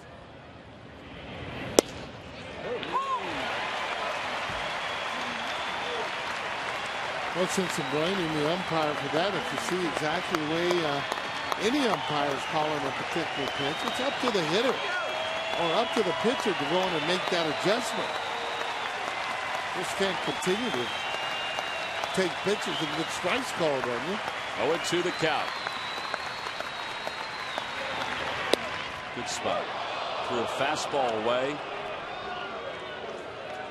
And he's got a good one, 91 here today. What are you thinking about a cutter away here, Sarge? Cutter away is just something where, maybe down and away, slider down and away, just getting it away from him. 1-2 pitch. There it was. That was a slider. It's 2-2. Yeah, but a little bit too far. And I say that because balls that you throw inside, we've seen Theriot before. He outside a lot of ball, inside out swing, which meaning that he kind of drags his bat and will hit that ball in the right field. In the air to left field. Lance Nix out toward the alleyway, settles under it, and Kyle Kendrick has worked himself around a leadoff double. He's done a heck of a job, 2 1/3 scoreless. He'll take the game to the bottom of the 12th inning here at Citizens Bank Park. The pitcher spot is due to lead it off when we come back in a 3-3 game.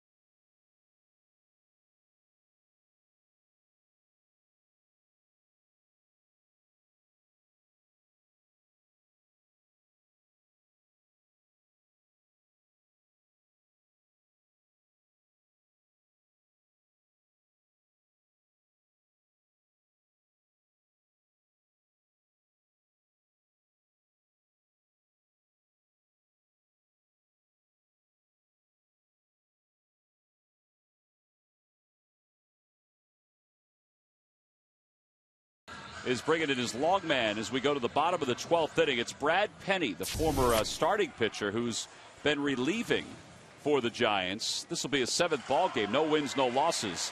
A 3 earned run average. So the way the lineup will sit, Penny will bat second. So he's not due to come up for 9 hitters. Meanwhile, for the Phillies, Ty Wigginton will pinch hit against Brad Penny here at the bottom of the 12th inning. All right, Sarge, you know, in my mind, the Phillies have gotten through Lopez, a tough pitcher. They've gotten through Romo, tough pitcher. They've gotten through Affelt, tough pitcher. Now they've got Brad Penny, who at one time was a pretty good starting pitcher, but I would think advantage Phillies at this point. Well, I mean, Tom, the way I look at it, Brad Penny's had some pretty good success against the fighting Fields. He's one of those guys, every time we seem to see him, he has his good stuff when he faces them. All right, we'll see. Ty Wigginton starts it off here in the 12th inning. And Wigginton sends one in the air, deep to right field. Going back is Scherholtz at the wall. He jumps and he makes the catch. He slams right into the fence and pulls it in for the first downs. Boy, that ball up in the zone there, too. I didn't know if he had enough of it. I thought he had enough to get it to the wall. Yeah, you see right there on the end there a little bit, if he catches that ball the way that a little bit further down on the label, that ball there is going to be gone. Or at least up against the wall. Makes a fine running catch. Didn't have to jump, however. Here's Carlos Ruiz. Carlos takes outside. It'll be Ruiz and then Lance Nix. Good concentration by Scherholtz. Yep, that ball is slicing away. Keeps his eyes right on the ball.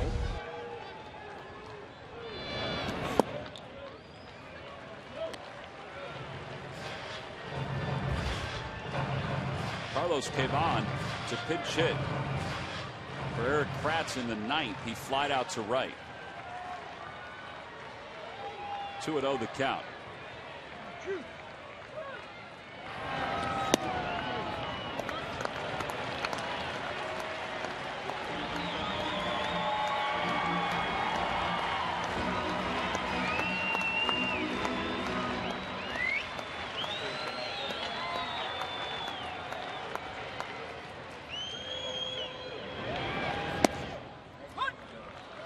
Like a similar pitch, but it's called a strike this time with the count 3-0. It's 3-1 now to Ruiz. Fanatic has moved over to the third base dugout.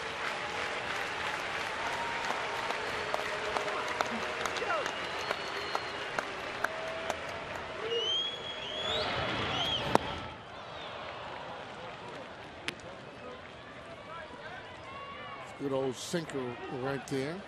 See already, though, Brad Penny, his velocity is down. Usually he's around 93, 94. Now 89, 90 here so far. And one of the reasons might be because doesn't appear to be in the best shape. That will have a lot to do with your velocity. Ruiz fouls it away.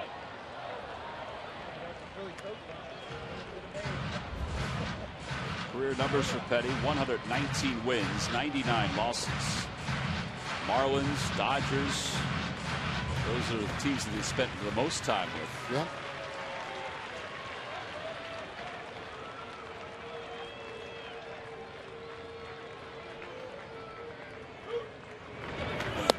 And ball 4.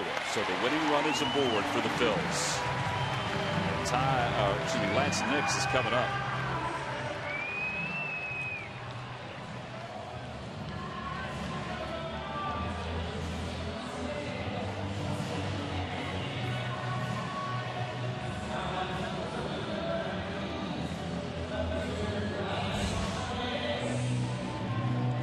Nix is 0 for 1. Sorry about that, Tom. Same situation here applies, though, on that base hit. You got to be trying to scampering in to third base. Inside, 1-0. Cabrera, the left fielder, straight away. He's deep to cut off a ball. The same with Pagan, the center fielder, and Shearholtz. We already saw by playing back what it did for him on the ball hit by Wigginton.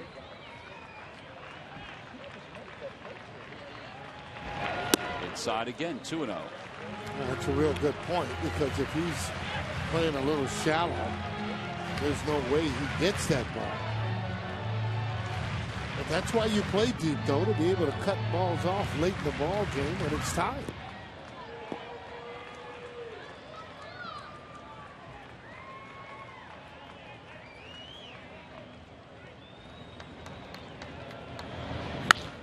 Towering pop-up.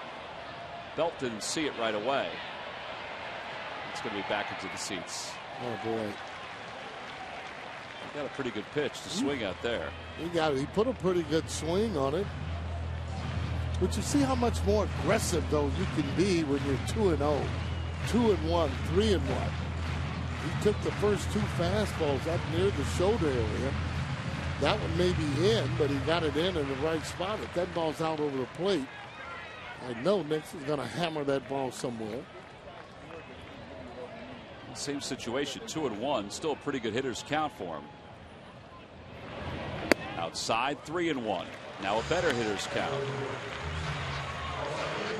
Right back in the same thing again. The only difference, see whether or not Charlie might want to start Carlos Ruiz, who is at first base. Not a big lead.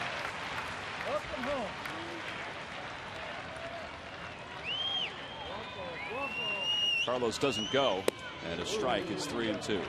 I like doing things where you almost surprise him. And, you know, 3-2 now. I mean, I still would send him, just so that if it is a base hit, you make sure that that runner's on third. And then if you're trying to steal it, you're running like you want to steal it. Base hit down the right field line. Ruiz on his way to third. Shearholtz will cut it off, and Nix has his first hit of the afternoon. So the Phils have the winning run over at third with 1 man down. And Jimmy Rollins coming up. Yeah, I actually had forgot too that Carlos Ruiz's ankle's been bothering him, so that might be one reason they didn't want to try and take any chance with him just sliding going into second base.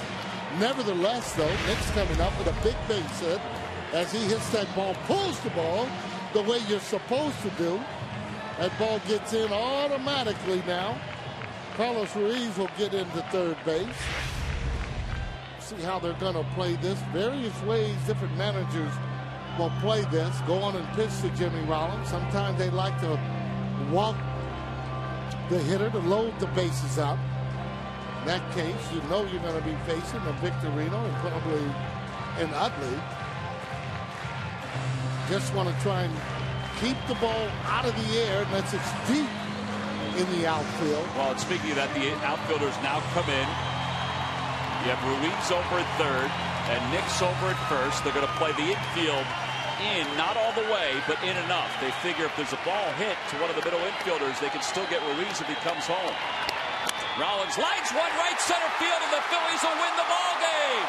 An RBI single by Jimmy Rollins scores Carlos Ruiz, and the Phillies win it here in the bottom of the 12th inning by a final score of 4-3. And the celebration has been a long time coming here at Citizens Bank Park.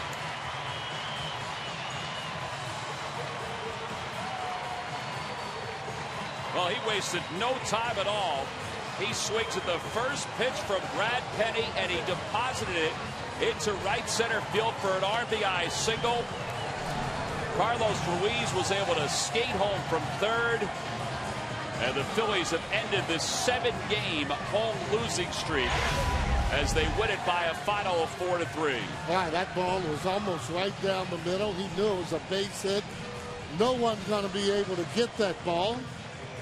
Good hitting, but it all started, however, with a walk by Carlos Ruiz, as you see him holding up his hands there. Well, Jimmy Rollins, our Chevrolet player of the game, and with that, he gets a chance to chat with Murph. Murph, take it away. All right, thank you very much. Well, it took a little bit of extra time, but you didn't waste any time with your final at bat, the base hit up the middle. How good does that feel to get a win for this team here in front of the home fan? Well, we didn't match the record of 1972, so that's a good thing. And finally able to get a win here at home, which place, for some strange reason, it's been tough for us to get wins. But anytime you can get one, it's a good thing. Yeah, talk about what your starting pitcher Joe Blanton was able to do today. Quality starts have not been a problem of late. These guys are really going out there and giving you guys a chance to win. Yeah, we've been playing better ball, just haven't been coming up on the right side of the column. Joe came out today, really just made one mistake, and that was to change up the Shearholtz. But other than that, there you go. But other than that, the man, did everything he wanted to do, everything we can ask of him. But on the other side, Zito was doing the same thing. So, they're in first place for a reason, and, we play with them all series long. So we're still a good team. We just haven't, shown it in the win-loss column. Yeah, Jimmy, you talk about, big picture. We can all look at the numbers, but yet, it's games like this, when you take a look at it, this thing's far from over, and I know that's the way you guys think about it. It's definitely far from over, and if anybody can remember back 2007 when the Rockies went back, won like 19 or 21 games in September, and they found themselves in the wild card. So, those stories are all around baseball. And the good thing is that they're pretty current stories, so there's still a chance for us. All right, that's what everyone's hoping. J-Roll, congratulations on the walk-off win. Guys, back upstairs. All right, Murph, thank you very much. Jimmy Rollins comes through with the victory. The Phils win it in 12 by a final of 4-3. Good point that they've hung with the Giants really this entire series. They lost in extra innings yesterday. They win in extra innings this afternoon. And they at least salvage this 3-game series and let the fans who came to the ballpark today feel good about themselves as they head on home. We'll head to a break and be back to wrap it up right after this.